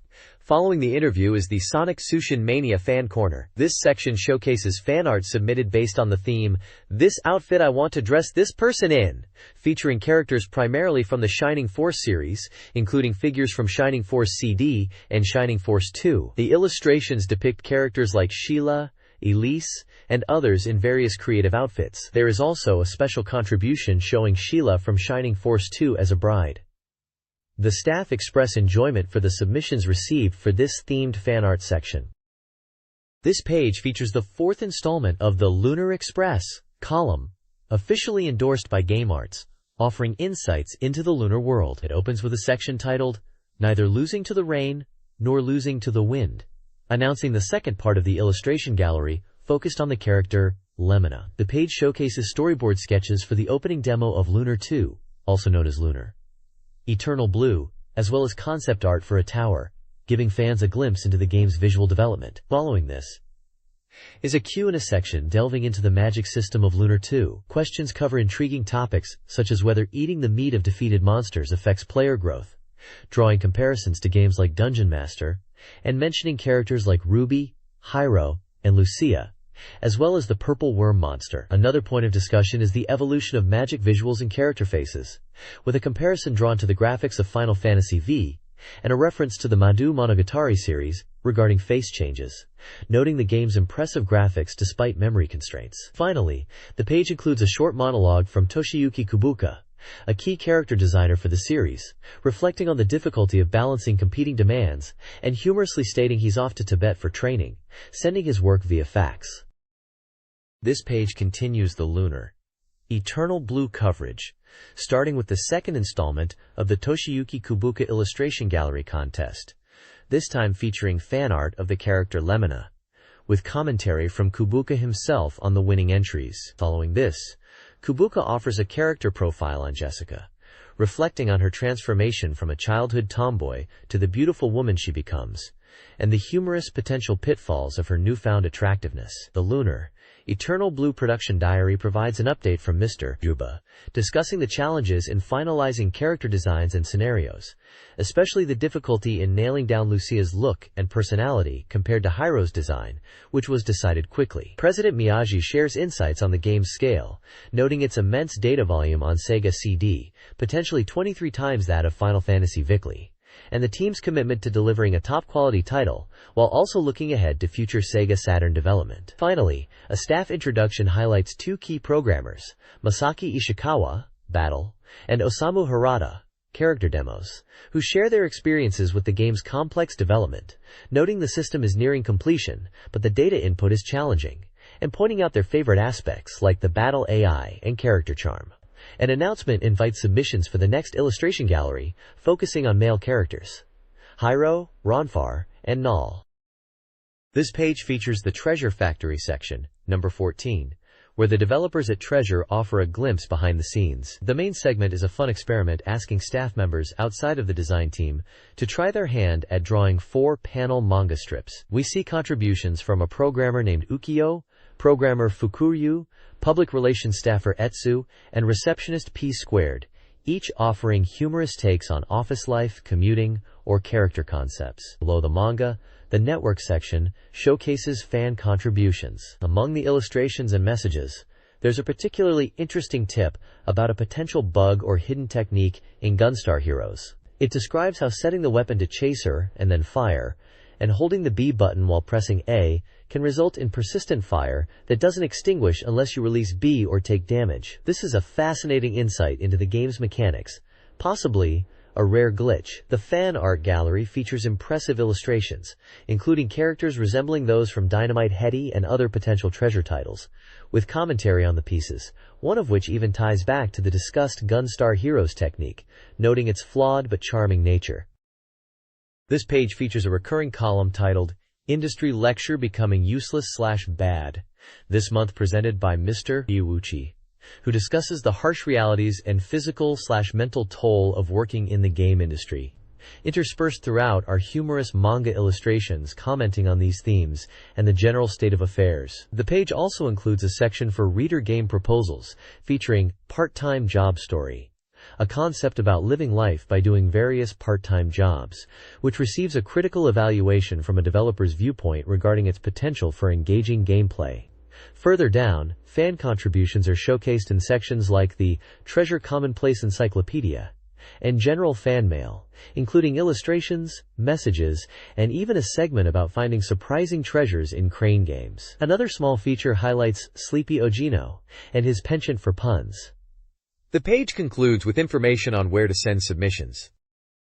This page is dedicated to the recurring Eccentric Game Paradise Baka-O column, kicking off with a humorous investigation into whether games with the unusual katakana character, quote, in their titles are inherently interesting. The column features a screenshot from the Phantasy Star series as part of this quirky analysis, also mentioning games like Valise, Exile, and El Viento. Further down, there are exciting rumors about a potential Japanese release for the sequel to the Sega Genesis classic, ToeJam and Earl, titled ToeJam and Earl 2, Panic on Funkotron. A screenshot of the game is included, and the text highlights new features like horizontal scrolling and a password system, praising the game's enhanced funkiness. Other features include a random Alien Maniacs column discussing a Macintosh book about UFOs and aliens, and Professor Anpin's high-class gamer training course, offering a guide to a minigame called Kotatsu Neko's Happiness, explaining its controls and gameplay elements using familiar Japanese concepts like taiyaki and kotatsu.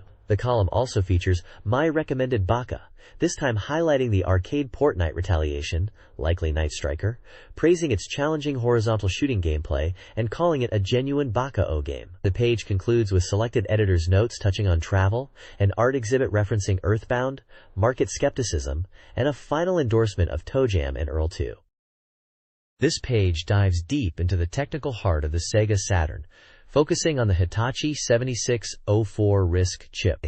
The article, part of the ongoing Cutting Edge Lover's Favorite Page column, declares it a multimedia declaration and promises to uncover the secrets of the SEGA 7604. It recounts the chip's appearance at a microcomputer show, where it was presented as a versatile, high-performance 32-bit RISC chip, notable for its adoption in the Sega Saturn.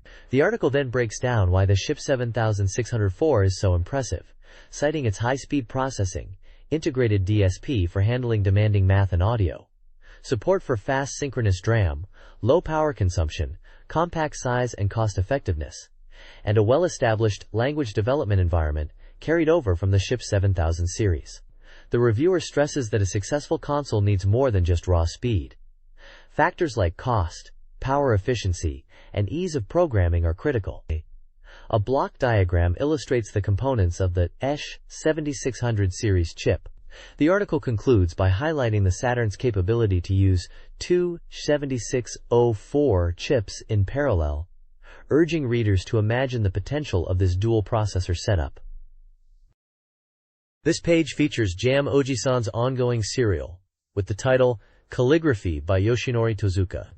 The column discusses the recent unveiling of Sony's PlayStation and the Sega Saturn at a toy show, offering impressions on the state of the next-generation console race. Jam Ojisan notes the surprise surrounding the PlayStation's reveal, particularly the large number of third-party companies and titles announced. However, he points out the disappointment that few of these titles were actually shown running, and many appeared to be ports of existing games. He lists several announced titles across various genres, including sports, racing, and simulation games. Turning to the Sega Saturn, he observes that fewer concrete third-party details were shown compared to the PlayStation, but highlights the impressive quality of the Virtua Fighter port for the system, shown in a screenshot. He feels the Saturn camp needs to solidify its position, perhaps by adopting strategies seen in successful series like Final Fantasy, which develop technical skill and depth over time. He suggests Sega needs a new approach, fostering external developers and supporting ongoing series beyond just extending arcade experiences. Finally, there is a small section inviting readers to send in questions about games and the industry to the magazine's editorial department for a chance to get a direct response from Jam Oji-san and receive a prize.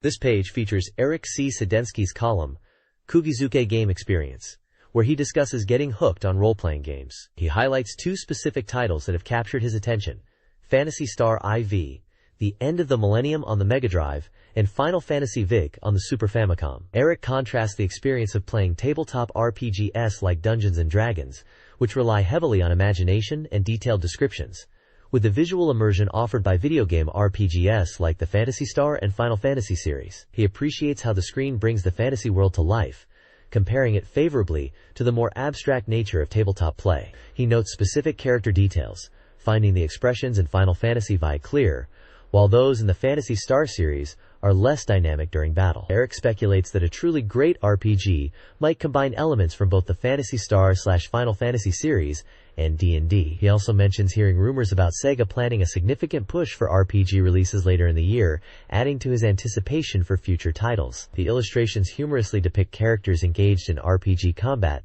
and a character enjoying a drink while playing. This page lays out a comprehensive schedule for upcoming software releases across Sega's various platforms. Main focus is the Mega Drive lineup, featuring a diverse selection of games hitting shelves from June through September, plus a list of titles planned for later release. You can see everything from major sports titles like FIFA International Soccer and NBA Pro Basketball 94, to action hits like Pulseman, Dynamite Headdy, and Sparkster. There's also a strong showing of RPGs, with titles like Dragon Slayer, The Legend of Heroes, and Landstalker, which ties nicely into previous talk about Sega's push in the genre. The schedule also includes some anticipated arcade ports like Mega Man, The Wily Wars, and classic re-releases like Marble Madness and Gauntlet. Beyond the core Mega Drive, the Mega CD schedule highlights titles leveraging the format's capabilities, including FMV games like Star Wars, Rebel Assault, and crucial RPG entries such as Lunar, Eternal Blue, and Shining Force CD. The new Super 32X system is also listed with its initial wave of releases, hinting at the graphical upgrades and arcade experiences it aimed to deliver. Finally, the schedule includes a brief section for the niche Mega LD system, showcasing its limited but unique offerings. Overall, it's a snapshot of Sega's busy release calendar, covering multiple genres and hardware types for the coming months. This page opens with the new soft schedule for the Game Gear, covering releases from June through December. The schedule lists various titles, including popular ports like RoboCop 3 and the Addams Family, sports games such as J-League Pro Striker 94 and the tentative Fred Couples Golf, action games like Dynamite Headdy and a tentative Gunstar Heroes port, and RPGs including Madu Monogatari 2i and Magic Knight Rayearth. The table provides release dates, prices, publishers, genres, and cartridge size. Below the schedule is the Soft Maker message board, featuring brief updates and notes from various developers like Sega, Capcom, Atlus, Konami, and others. These messages range from announcements of new titles like Capcom's Street Fighter II port for Mega Drive and Koei's Bakusho Quiz Sengokushi 3, to playful notes and thanks to players. On the right, an editorial piece from the BeepMD team highlights Sega's activity at a recent toy show. They also touch upon upcoming news, mentioning anticipation for updates on Sonic the Hedgehog 3, information about Virtua Fighter for the US Sega Saturn, and hints about a summer event related to the Saturn launch. The editors also mention looking forward to hearing about unexpected software from different makers, including a reference to Mega Man. This page features a reader survey postcard designed for collecting feedback from the magazine's audience. It includes instructions on how to fill out the postcard, detailing how to mark answers regarding personal information, magazine readership, and opinions on the current issue's content. The survey also asks readers about their ownership of consoles like the Genesis, Sega Saturn, PlayStation, and Neo Geo, and which games they plan to buy from a list including titles like Sparkster, Echo the Dolphin 2, Jurassic Park, Contra, Hardcore, Dynamite Headdy, Lunar, Eternal Blue, and Mega Man: The Wily Wars. Finally, it lists the winners of the Reader Prize campaign from the previous month.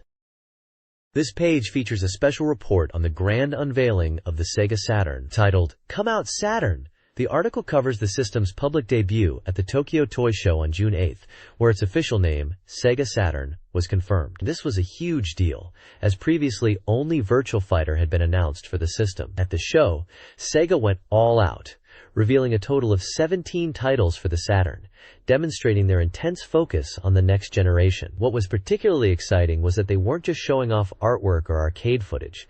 They were exhibiting actual in-development screenshots running on the Sega Saturn hardware itself. Sega's product manager, Hideki Okamura, stated they wanted to show the machine's real progress, not just concepts. The page also lists the main technical specifications, highlighting its dual CPU setup, extensive memory, impressive graphics capabilities including shading and texture mapping, and Quadrom drive. Priced under 49,800 yen for a November '94 release, this reveal solidified Sega's plans and addressed many questions gamers had been asking.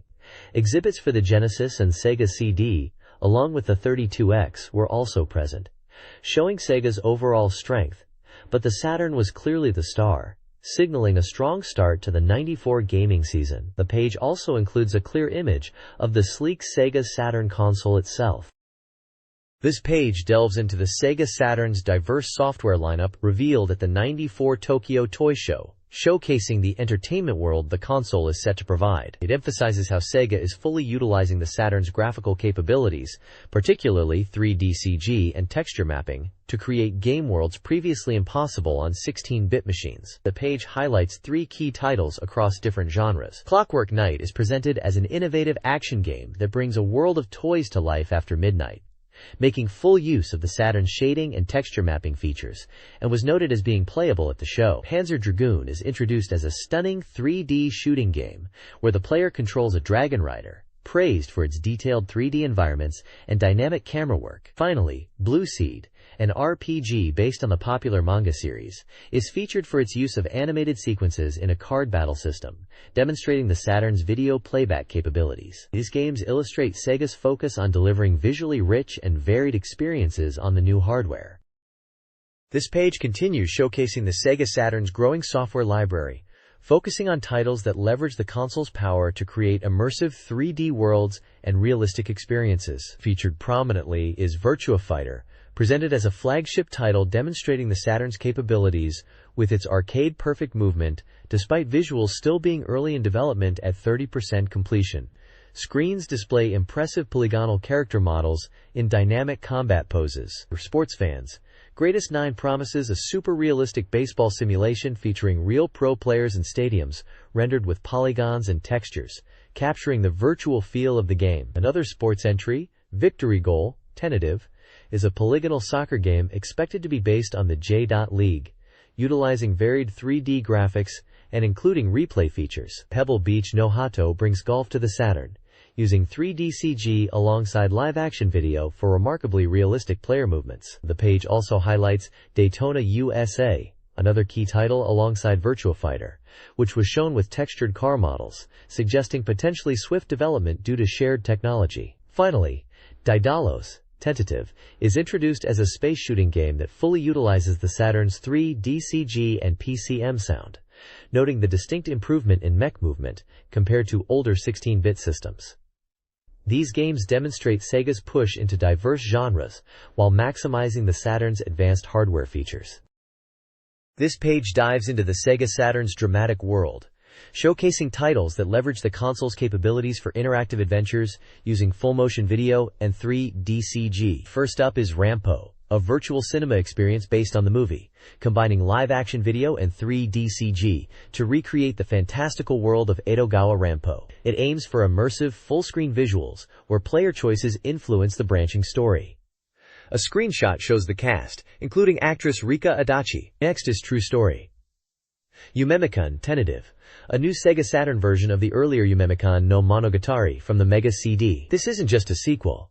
It utilizes the Saturn's powerful CG capabilities for significantly improved visuals, and a story that branches based on player decisions, evolving from the original's linear path. Screenshots display detailed CG interiors. Chinese Detective, Tentative, is an adventure game set in Hong Kong, blending real location footage with CG environments. Players explore Hong Kong streets and interiors rendered in 3D CG to solve mysteries. A screenshot shows a CG depiction of the Hong Kong skyline. Finally, the page highlights the growing Sega Saturn software lineup. 17 new titles were announced, bringing the total in development to 91 across Sega and third parties. This includes anticipated RPGs like Lunar, Silver Star Story, sequels, and multimedia projects leveraging a new digital studio facility, with over 10 edutainment titles also planned. The Sega Saturn, beyond 3D, excels at 2D games and integrates live-action and anime. Shinobi X reimagines the classic series with realistic ninjutsu, motion capture, and live-action video. Gale Racer, a port of Rad Mobile, adds a two-player mode and CGI animation. SimCity 2000, a popular PC title, is also slated for the Saturn, possibly with live-action enhancements. The Saturn's software lineup is robust, with 15 American titles and many more for Japan, showcasing strong third-party support from over 170 companies, including major developers like Capcom and Konami. Ports and new titles are anticipated, suggesting a substantial library for the console. This page introduces the Super 32X, Sega's upgrade booster, designed to bring the Mega Drive/Genesis into the 32-bit world, launching around the same time as the Sega Saturn. It highlights how the add-on, equipped with a 32-bit RISC chip and a new video display processor, enables high-speed polygon graphics, texture mapping, and flat shading, drastically improving the color palette to over 32,000 colors. This allows for advanced visual techniques, like 3D viewpoint changes, previously difficult on 16-bit hardware, as demonstrated by the screenshot of the mech game Metalhead. The device stacks onto the Mega Drive/Genesis and Mega CD/Sega CD setup, and also improves sound capabilities. An initial lineup of about 10 titles is planned, showcasing the 32X's potential with games like Metalhead, Star Wars Arcade, Super Afterburner, and others, promising experiences beyond what was possible on the base 16-bit system. Compatibility with other Mega Drive variants is being explored. The next page introduces the PlayStation and NEC Home Electronics competing 32-bit Cadrom machine, codenamed FX. Sony's PlayStation, set for a November release under 50,000 yen, is highlighted for its compact design and powerful RISC chip, enabling real-time 3D graphics with polygons and textures. Key features include a pop-up CD player, a unique controller, compact memory cards, and various ports allowing potential console linking. Many software companies are on board, with titles like Parodius, Formation Soccer, and Ridge Racer shown in screenshots. Next, FX, also aiming for late November around 50,000 yen, is presented as a 32-bit Cadrom machine with a different architecture, strong and high-speed full-color video playback, and multimedia functions, including PC-98 Cadrom drive compatibility. Battleheat is shown as an example game. Both systems are poised to challenge the Sega Saturn in the upcoming next generation. This page announces the Sega Role-Playing Project, a major initiative to address the perception that the Mega Drive is weak in RPGs. Sega is launching a torrent of RPGs, long awaited by fans, aiming to release quality titles consistently. The project promises both new original works and continuation of popular series like Shining Force and Phantasy Star, which will be expanded, including support for the 32X add-on. Highlighted games shown include Crusaders of Senti, Shining Force CD, Dragon Slayer, The Legend of Heroes, Dragon Slayer, The Legend of Heroes 2, Surging Aura, Beyond Oasis, and After Armageddon Gaiden Eclipse. The article emphasizes that Sega will be putting its full effort into creating unique and appealing RPG experiences. There's also a mention of producer Shigeru Miyamoto working on a new title for the 32X. This page delves deeper into specific titles within the Sega role-playing project, highlighting two key games, Surging Aura and the Story of Thor, known internationally as Beyond Oasis. The first up is Surging Aura, touted as a total revival with a complete visual overhaul after a year. It's a traditional RPG set in a magic-based world, featuring protagonist Gumu. Screenshots display various scenes, including a town, character dialogue, an event, and a battle with a large enemy, showcasing the revamped graphics and a real-time combat system with expressive character animations and impressive spell effects. The article notes the game's unique structured spell system. Surging Aura is presented as 70% complete. Next is Beyond Oasis, referred to here by its Japanese title, The Story of Thor. This is highlighted as a rapidly rising action RPG, a major focus for Sega's year-end push. It utilizes a new TID system for incredibly smooth character movement, and features distinctive sound design by Koshiro Nduo. The story involves Prince Ali, named Arlie here, who can summon powerful Jin elementals. The article emphasizes the action, showing dynamic battle scenes with multiple enemies and bosses. It boasts over 500 animation patterns for the protagonist and smooth enemy movement, fun trap mechanics, command input, special moves, and diverse weapons, promising enjoyment for both action veterans and newcomers. Beyond Oasis is shown at 60% completion. The Legend of Heroes, a highly anticipated RPG from the Dragon Slayer series, is finally coming to the Sega Mega Drive. Originally a PC game, this port is not a simple transfer, but a complete revival. Improvements include full-screen field maps, significantly larger character sprites, and enhanced visuals. Sound is also described as high quality. The game retains convenient features, like adjustable level-up options, and an intuitive battle system, with auto-battle and item/spell auto-use. The Mega Drive version aims to provide a vastly improved experience for fans who have long awaited this classic RPG. Dragon Slayer, The Legend of Heroes, slated for Sega Mega Drive, begins with Chapter 1, The Prince's Journey. King Asul is murdered by monsters, leaving 6-year-old Prince Celios to inherit the throne. Regent Akdam, however, orchestrates events, trapping Celios and betraying the kingdom. Celios escapes, encounters monsters, and seeks aid at Ludier Castle, uncovering Akdam's treachery. Yunnan joins Celios as an ally, and Celios successfully rallies villagers to his cause. Screenshots depict these early battles and interactions, including a humorous, slime-bullying encounter. The prologue ends with Celios on the overworld map, hinting at further adventures. The game is 50% complete and nearing release, with enhanced character sprites compared to the PC version. The Mega Roleplay project launches 2 upcoming Sega RPGs. Dragon Slayer, The Legend of Heroes 2, a Mega Drive sequel to 1992's game, follows Atlas, son of Prince Celios, as he investigates a devastating earthquake in Izrahasa. The game, 30% complete, promises a vast, detailed world and improved gameplay over its predecessor. After Armageddon Gaiden, Maju to Shouden Eclipse, a Mega CD sequel to Last Armageddon, centers on 5 demons in a demon-ruled future Earth.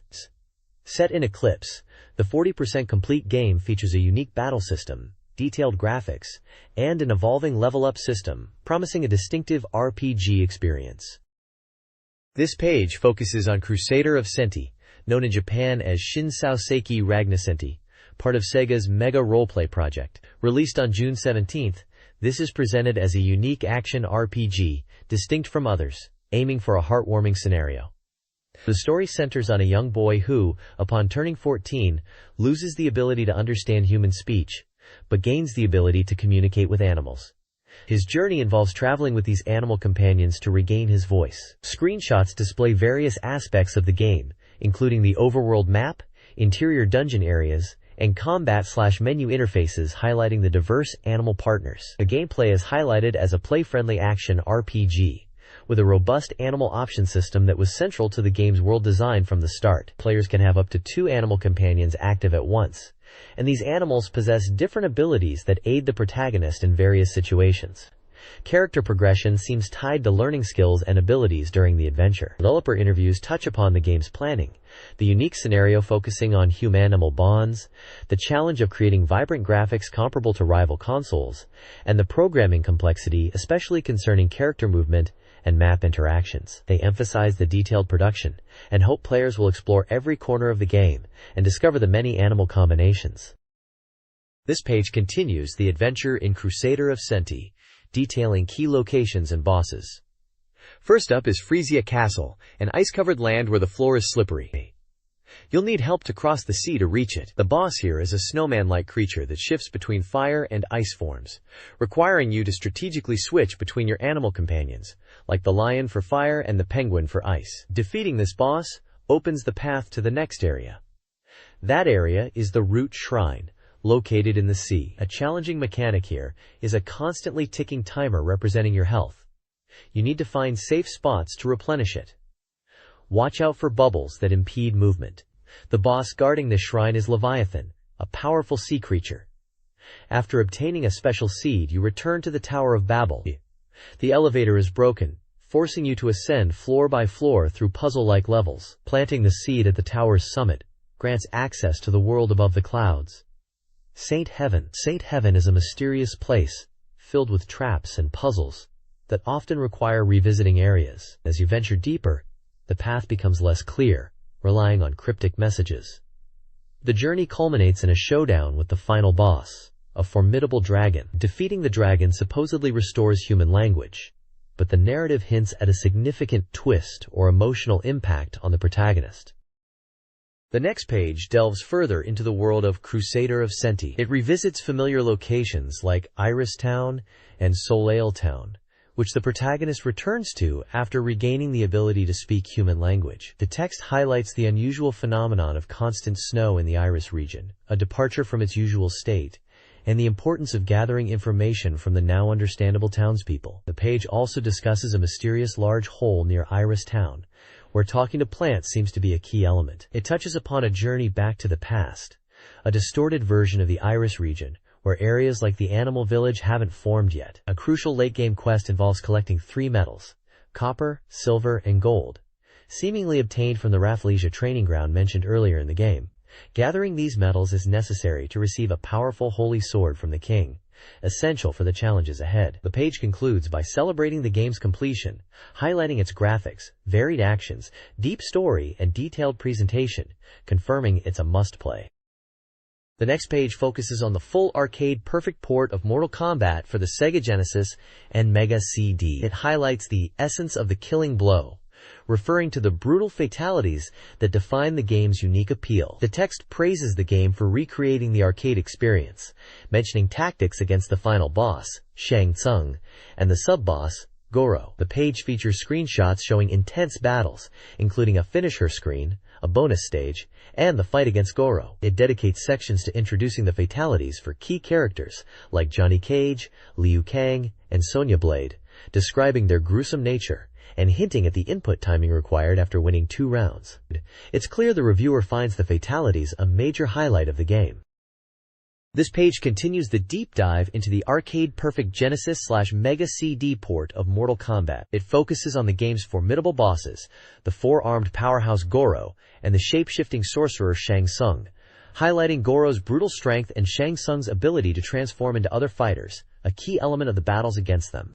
The page expresses excitement about their faithful recreation in the home version. A significant point is the discussion around the game's notorious gore and fatalities, referred to here as that thing. The article notes that while the room version might initially seem toned down due to age considerations, the full, uncensored arcade experience with all the blood and brutal finishing moves is actually present and accessible through a hidden method, much to the reviewer's delight. There's also a brief column explaining the meaning of the title, Mortal. The lower half of the page serves as a vital guide, detailing the finishing moves, fatalities, for several iconic characters. It provides visual demonstrations and descriptions for Kano's heart rip, Sub-Zero's spine yank, Raiden's head explosion, and Scorpion's fire breath and toasty fatality, offering gamers the precise commands needed to execute these signature finishers right after winning a match. The reviewer clearly appreciates the inclusion and emphasis on these brutal techniques.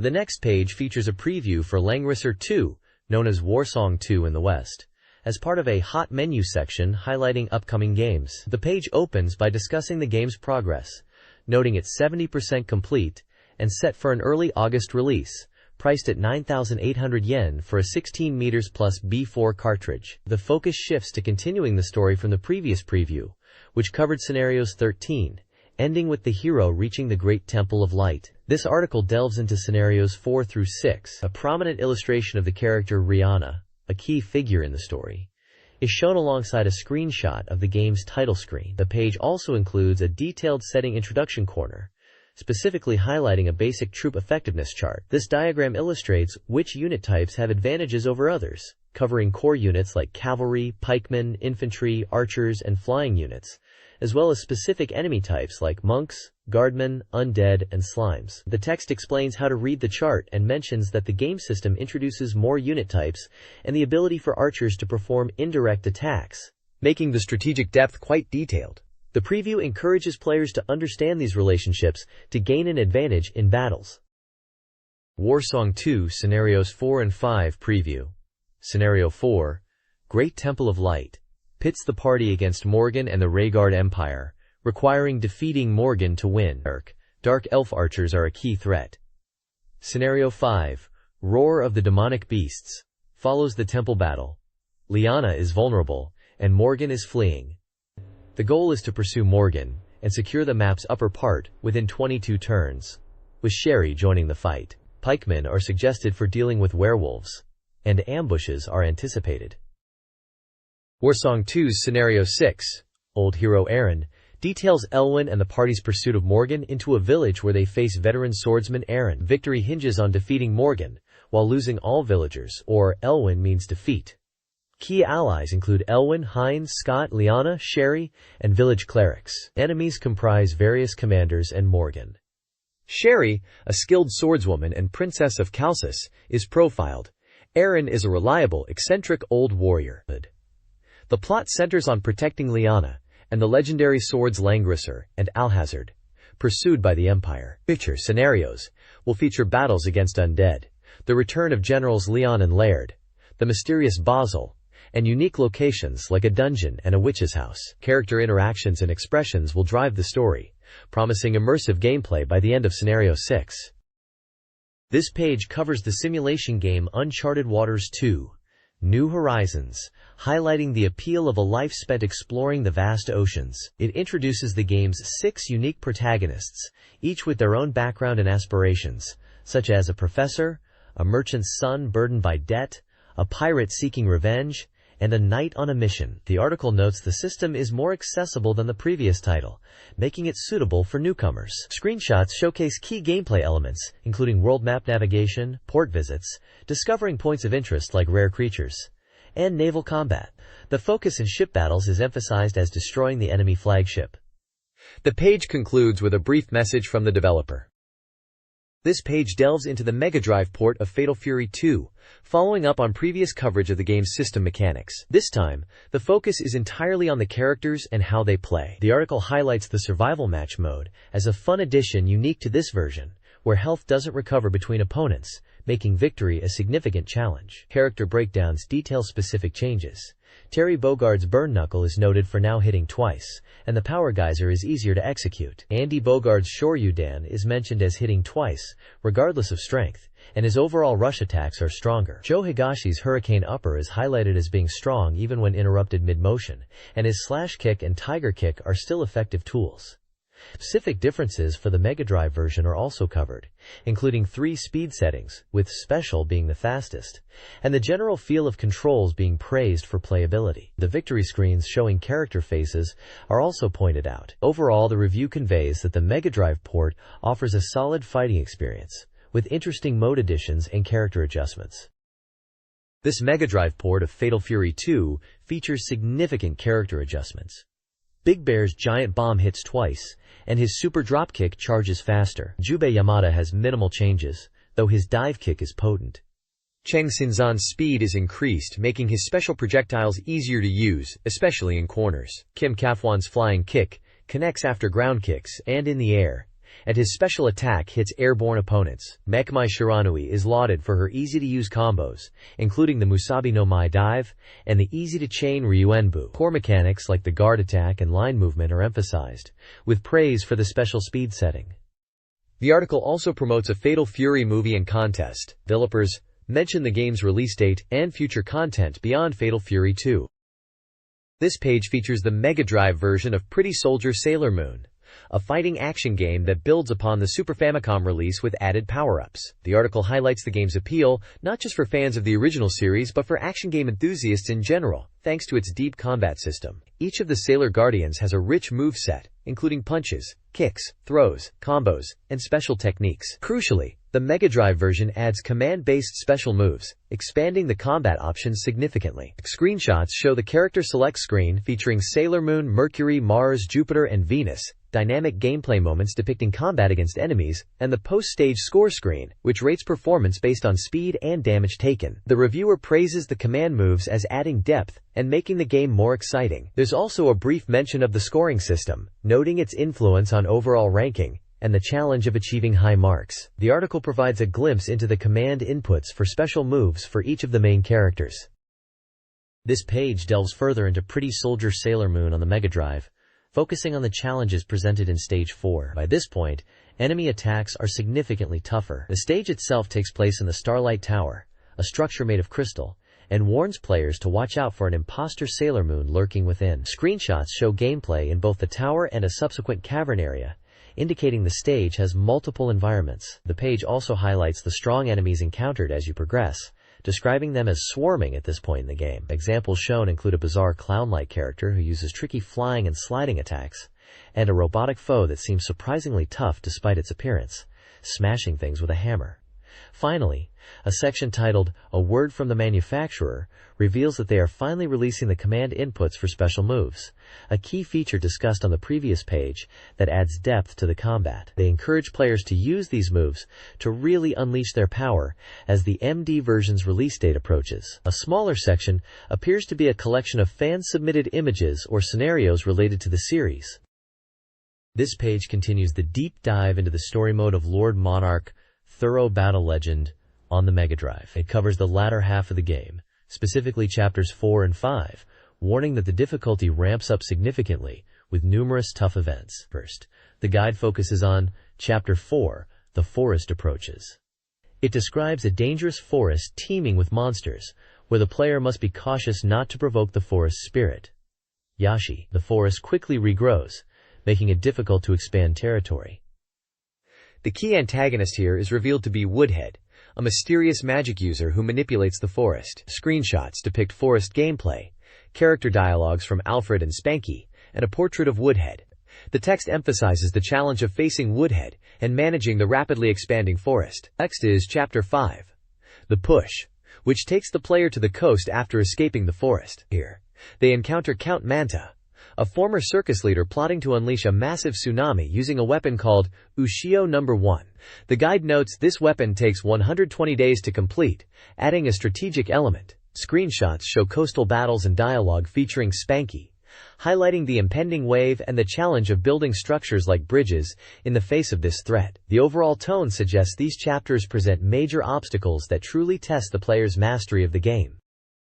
The next page delves further into the challenges of Lord Monarch, introducing the Record Challenge mode as a way to hone your skills, offering unique maps and characters compared to the PC and SFC versions. It highlights the depth and replayability of clearing stages to earn certifications based on your performance. The story progression continues, detailing the critical event known as the sinking of the 3 continents. This part is directly tied to the Count Manta plot revealed on the previous page, emphasizing the urgency to defeat him within a time limit, before the land is submerged by a massive tsunami. It notes the strategic shift to naval combat and the necessity of building bridges, warning that this consumes significant resources, making treasure chests and neutral cities vital for funding. Finally, the guide covers Chapter 6, Faraway Rungle Island, the location of the ultimate battle against the final boss of the 4 Heavenly Kings, the flame female warrior Shakuren.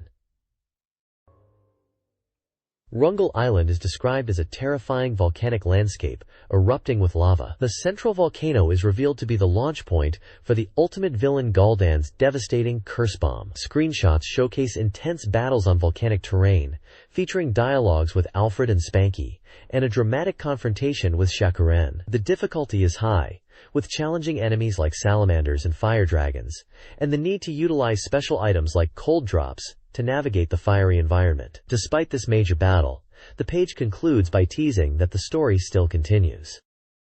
This page introduces the hybrid front, diving deep into its system mechanics. It focuses on the crucial element of leveling up your units, explaining that experience points are gained by the passengers within the units, not the units themselves. The guide suggests a strategy of using lower-level units to surround enemies and deliver the finishing blow to maximize their experience gain. The page also addresses what happens when your units are destroyed in battle. It clarifies that the passengers manage to escape, meaning your overall unit count doesn't necessarily decrease in the following scenario. However, the experience the passenger had gained while in that unit is lost, which can make later battles more challenging if you lose experienced personnel. Finally, it touches upon strategic objectives like occupying cities and airports on the map. While combat is key, these locations are vital for securing supply depots, which are necessary for refueling and rearming your units. It emphasizes that infantry units are required to capture and control these critical points. Screenshots show the tactical map, unit status screens, and battle sequences. Please provide the text you want me to summarize.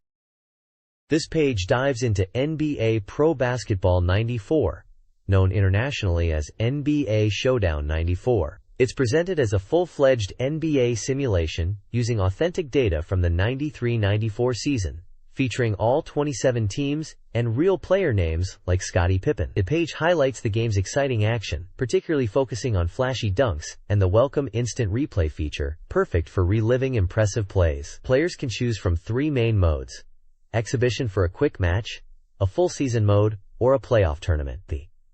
These modes offer extensive customization, from selecting teams to adjusting the difficulty level, which impacts both opponent skill and referee strictness.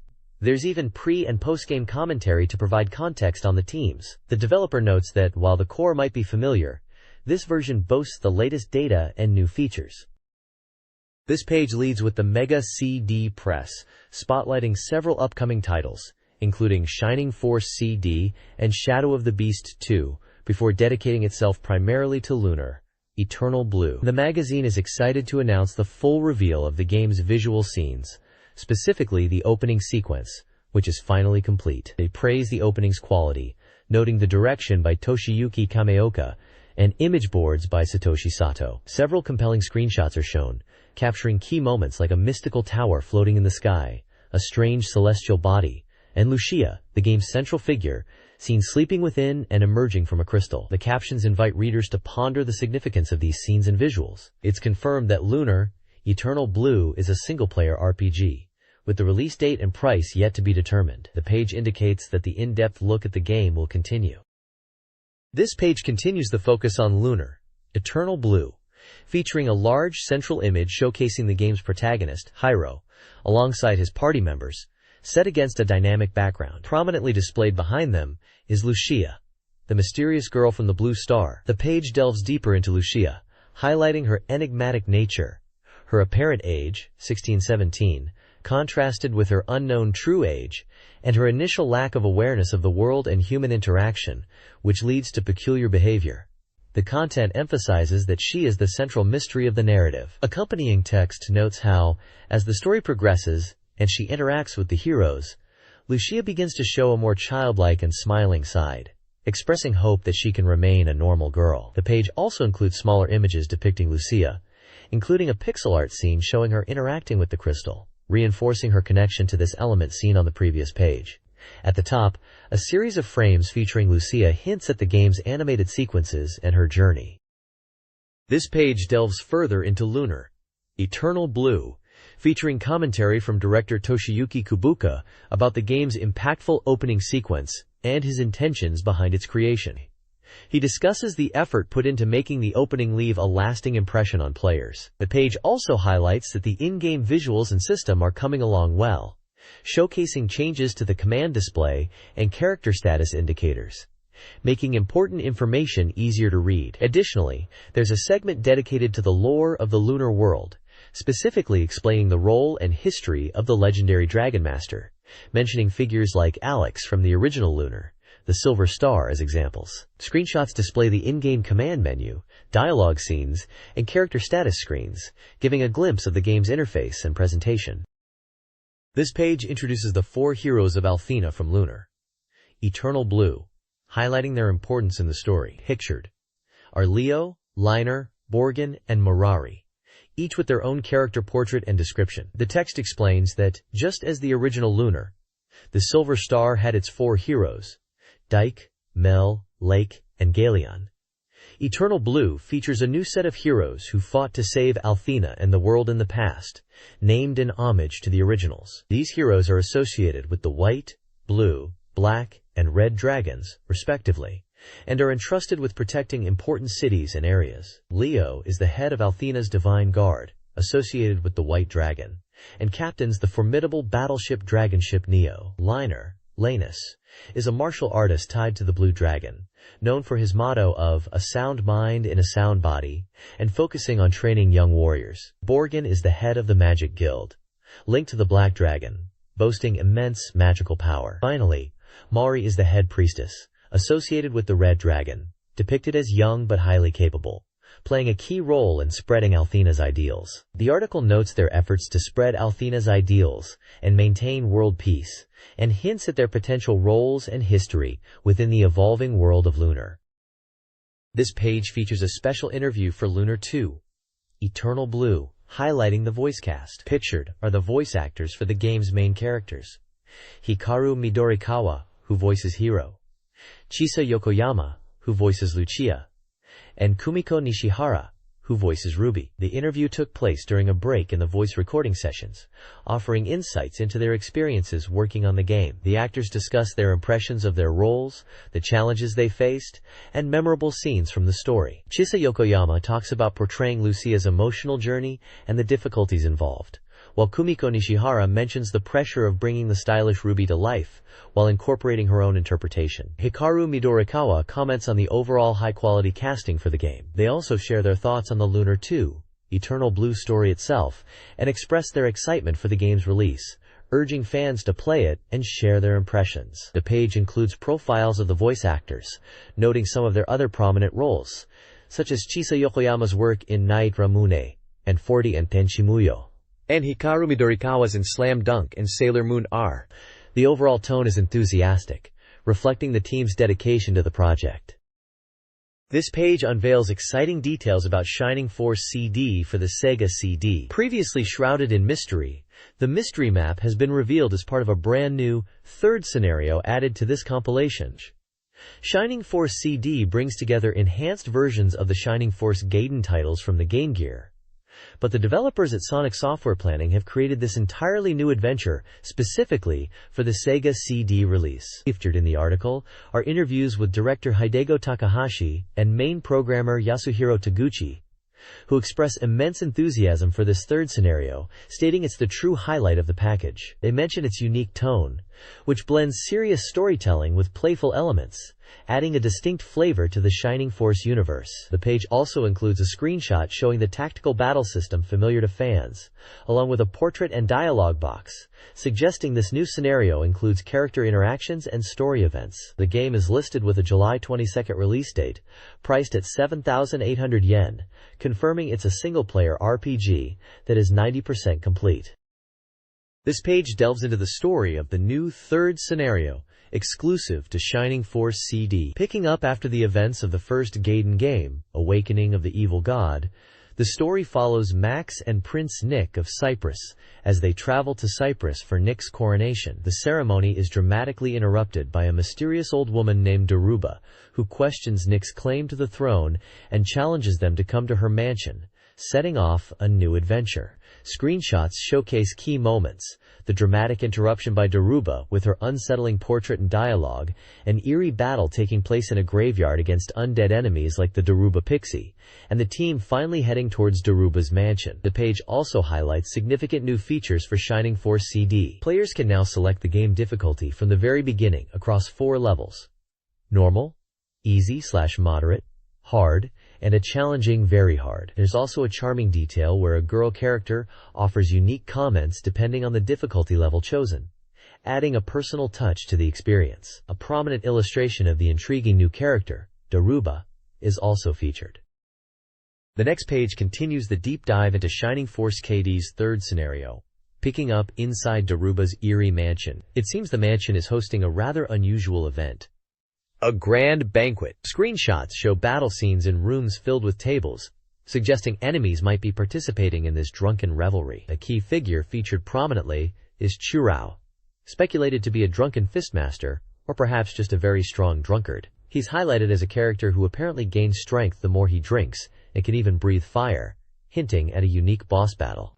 Beyond the mansion's strange party, a developer talk discusses the difficulty of Scenario 2 is, confirming it's quite challenging, even with the new difficulty select option. The page also praises the significant graphical overhaul in Shining Force CD, showcasing examples of enhanced spell effects for characters like Wendy and improved enemy designs, noting how visually appealing the game looks now. This page continues the look at Shining Force CD's Scenario 2I, specifically focusing on the second photo taken inside Daruba's mansion. The interior is described as Japanese style, featuring a beautiful woman named Kisaragi. The text notes the game's global scope, referencing Shurao mentioned previously. A mysterious and enjoyable event called Hair is highlighted as occurring in this room, surprising even the strategist Mayfea and being a favorite of the director.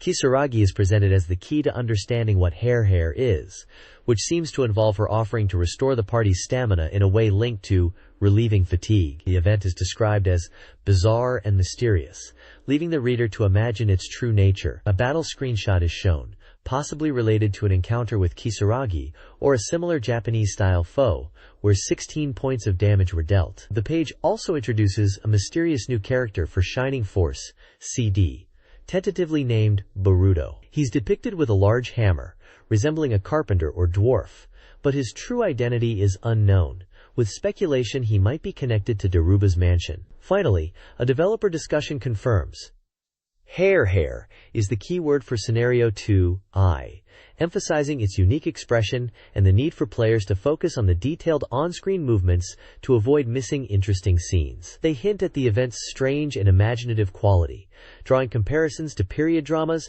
and perhaps even suggestive themes from older Japanese culture.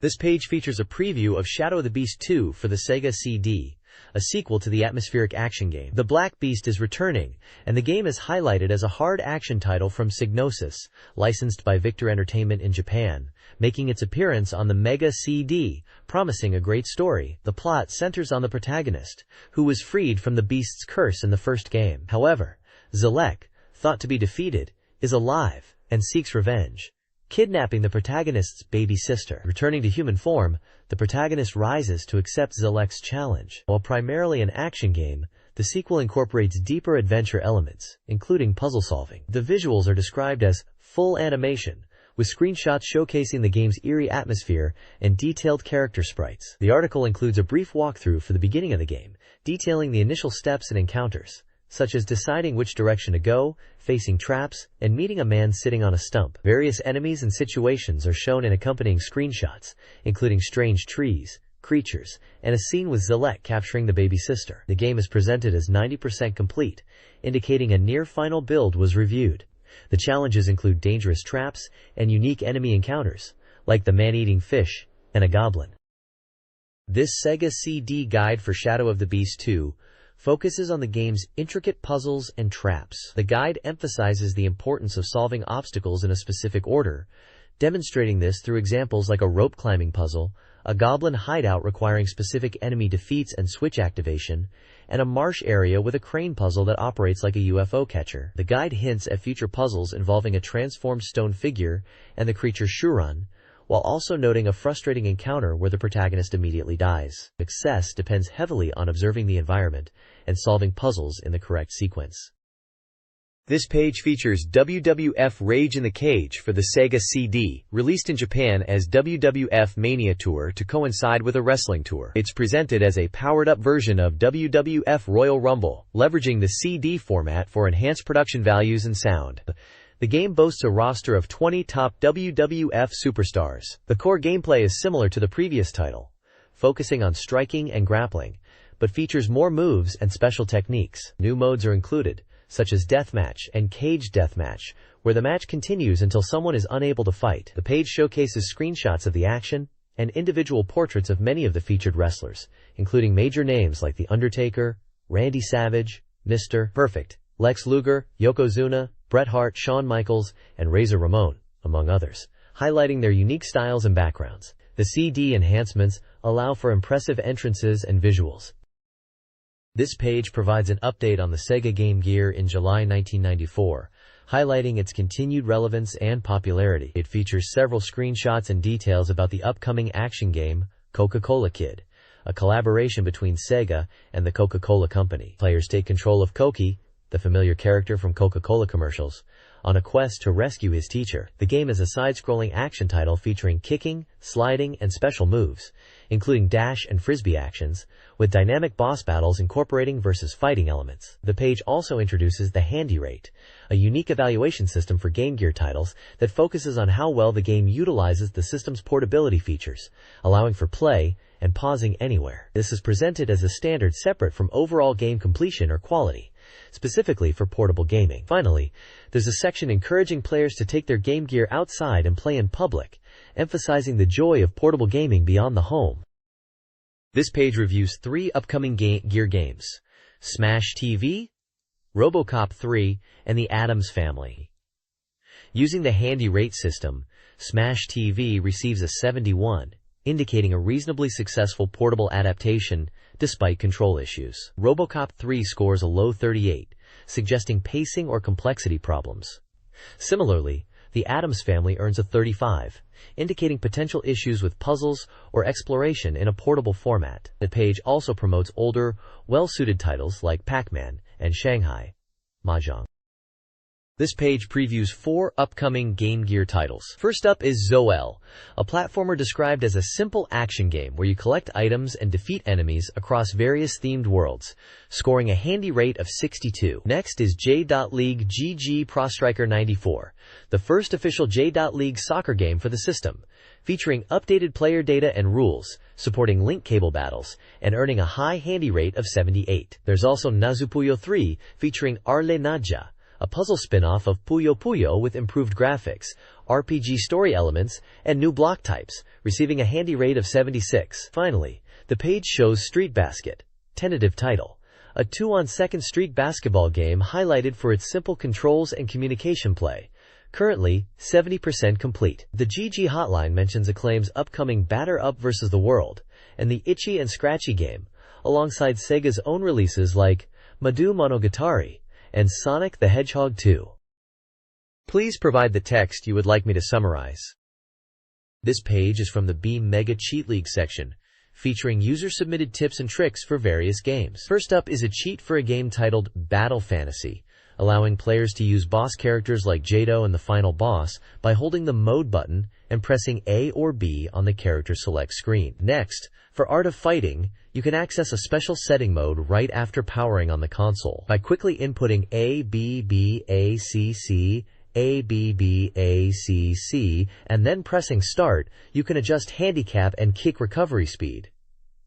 There are also several cheats for NBA Jam. You can unlock hidden players, including President Clinton, by starting a game and entering specific initials and button combinations on the initial entry screen. The page lists initials for various hidden players and even the development staff. Additionally, there are commands for various power-ups, such as Infinite Turbo, Instant Fireball, Increased Game Speed, Better Steals, showing shot percentage, and Improved Defense, activated by specific button sequences during the loading screen before a match. Finally, the page includes a section seeking cheat submissions for Mega Drive, Mega CD, and Game Gear games, offering rewards for accepted tips.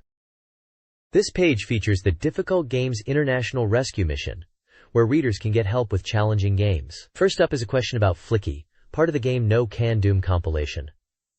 A player saw a girl appear in a background window on one stage but can't make it happen again. The answer reveals this hidden character appears after clearing stages consecutively and requires significant skill and memorization of patterns. Next, there's a section on Dragon Ball Z, Buyu Retsuden, A player asks about a hidden sliding move. The response confirms it's an undocumented technique, and the page goes on to reveal many other normal and super special moves for the game's characters, providing the button commands. Finally, the page tackles a puzzle in the Mansion of Hidden Souls. A player is stuck at a point involving candles in a room. The solution hints that the key lies in a picture found in the in-game book, and explains that you need to extinguish or light specific candles in a particular order, referring to a diagram provided on the page. This puzzle, especially the last door, is considered difficult, but solvable if you follow the hints and procedure. The section encourages readers to send in their own questions for difficult games across Mega Drive, Mega CD, and Game Gear titles, and mentions that submitted questions might be rewarded. This page dives into the LaserActive library, highlighting two distinct software titles. First up is Melon Brains, an edutainment experience focused on dolphins, described as natural multimedia. It packs beautiful visuals and a deep database onto the Geldrum, aiming to transform the user's understanding of dolphins. A curious minigame involves searching for the house of dolphin expert Dr. John Circa Lilly on a world map. There's also a feature on 3D Museum, which appears to be another visual/exploratory title, allowing users to immerse themselves in images. The page includes an interview with Hideki Nonaka, a key figure in the Multimedia Creators Network, MMCN, who discusses his passion for dolphins and his role in developing Melon Brains. Screenshots showcase dolphin imagery, a world map overview, and the distinctive 3D Museum logo. The next page jumps into the world of the Neo Geo, spotlighting a few titles. The main feature is Super Sidekicks 2, presented as the definitive real soccer experience. It emphasizes realistic character movement and graphics, letting players select from 6 global regions and 8 teams within each, with options to enhance various team attributes like speed and attack. Key gameplay mechanics highlighted are the 3D camera perspective during chance plays for long shots, precise free kicks, and the power of overhead kicks. The commentary suggests the game is highly recommended. There's also a note about receiving yellow cards for fouls. Elsewhere on the page, Fighter's History Dynamite, or Karnov's Revenge as it's known internationally, gets a mention focusing on the bull character. Apparently, this formidable-looking boss appears if you defeat the final opponent without losing a round, but the magazine oddly states he's surprisingly weak. Lastly, the page touches on Joy Joy Kid, described as the Neo Geo's sole puzzle game. It's a block-clearing title, where you need to clear a path upwards, noted for being the smallest game in terms of data size, and requiring considerable patience to get through all its stages. This page showcases the reader giveaway for the July 1994 issue of BeepMD, offering fans a chance to win some fantastic prizes. The top giveaways include the opportunity for 30 lucky readers to select any Mega Drive game they desire, and 5 winners can pick a Game Gear title from the extensive library. The prizes continue with unique items like a signed drawing by Shigeru Chiba, the voice of Urusei Yatsura Zataru, a commemorative Sonic the Hedgehog phone card featuring Sega Sonic, and official merchandise such as a record of Lodos War Guidebook, and collectibles for racing fans like Heavenly Symphony soundtracks and telephone cards, along with J.League Champion soccer playing cards. The information section provides insight into recent events, like the Tokyo Toy Show, highlighting the excitement surrounding upcoming titles for the Sega Saturn, Super 32X, Mega Drive, and Mega CD, with a particular mention of the buzz around Virtua Fighter. The magazine confirms it will continue to cover these new releases in depth, and announces the next issue will be available on July 8th. The page also lists contact information for reader inquiries about the magazine's content, and calls for applications from prospective writers and editors to join the team, alongside acknowledging the dedicated staff who produce the issue. This page advertises Street Fighter II, Special Champion Edition for Sega Mega Drive, releasing June 25th on a 40 cartridge. This page focuses on the highly anticipated Super Street Fighter II, the new challengers for the Sega Mega Drive. The bold headline asks, "Can you surpass me?" The text highlights the game's intense battles, skill refinement, and the introduction of 4 new challengers to the classic roster. It mentions various game modes, including an 8-player tournament battle, and other modes designed to break conventional fighting game norms, promising a new level of excitement on the Mega Drive. Also featured is news about the theatrical anime movie Street Fighter II, which brings the 16 characters from Super Street 2 to the big screen this summer, suggesting the film aims to be even more impactful than the game. A dedicated controller, the Capcom Pad Soldier MD, is advertised alongside the game, releasing on the same day, June 25th, for 1,980 yen. It's designed for precise movement and executing complex special moves and combos, empowering players to truly challenge their rivals. Contact information for Capcom in various Japanese cities is also provided.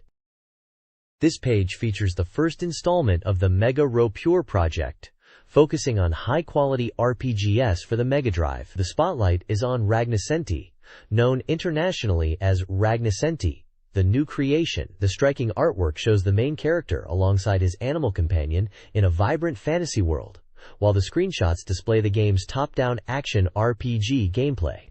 The text highlights Ragnosenti as a captivating action RPG, where the protagonist's abilities evolve based on the animal companions accompanying him, mentioning a unique Trinity system. With challenging boss characters and deep action mechanics, it promises a truly engaging experience. It's presented as a genuine action RPG that becomes more enjoyable the deeper you delve into it. The game was scheduled for release on June 17th, priced at 8,000 yen. The page includes the Sega and Sega Enterprises logos, confirming its platform.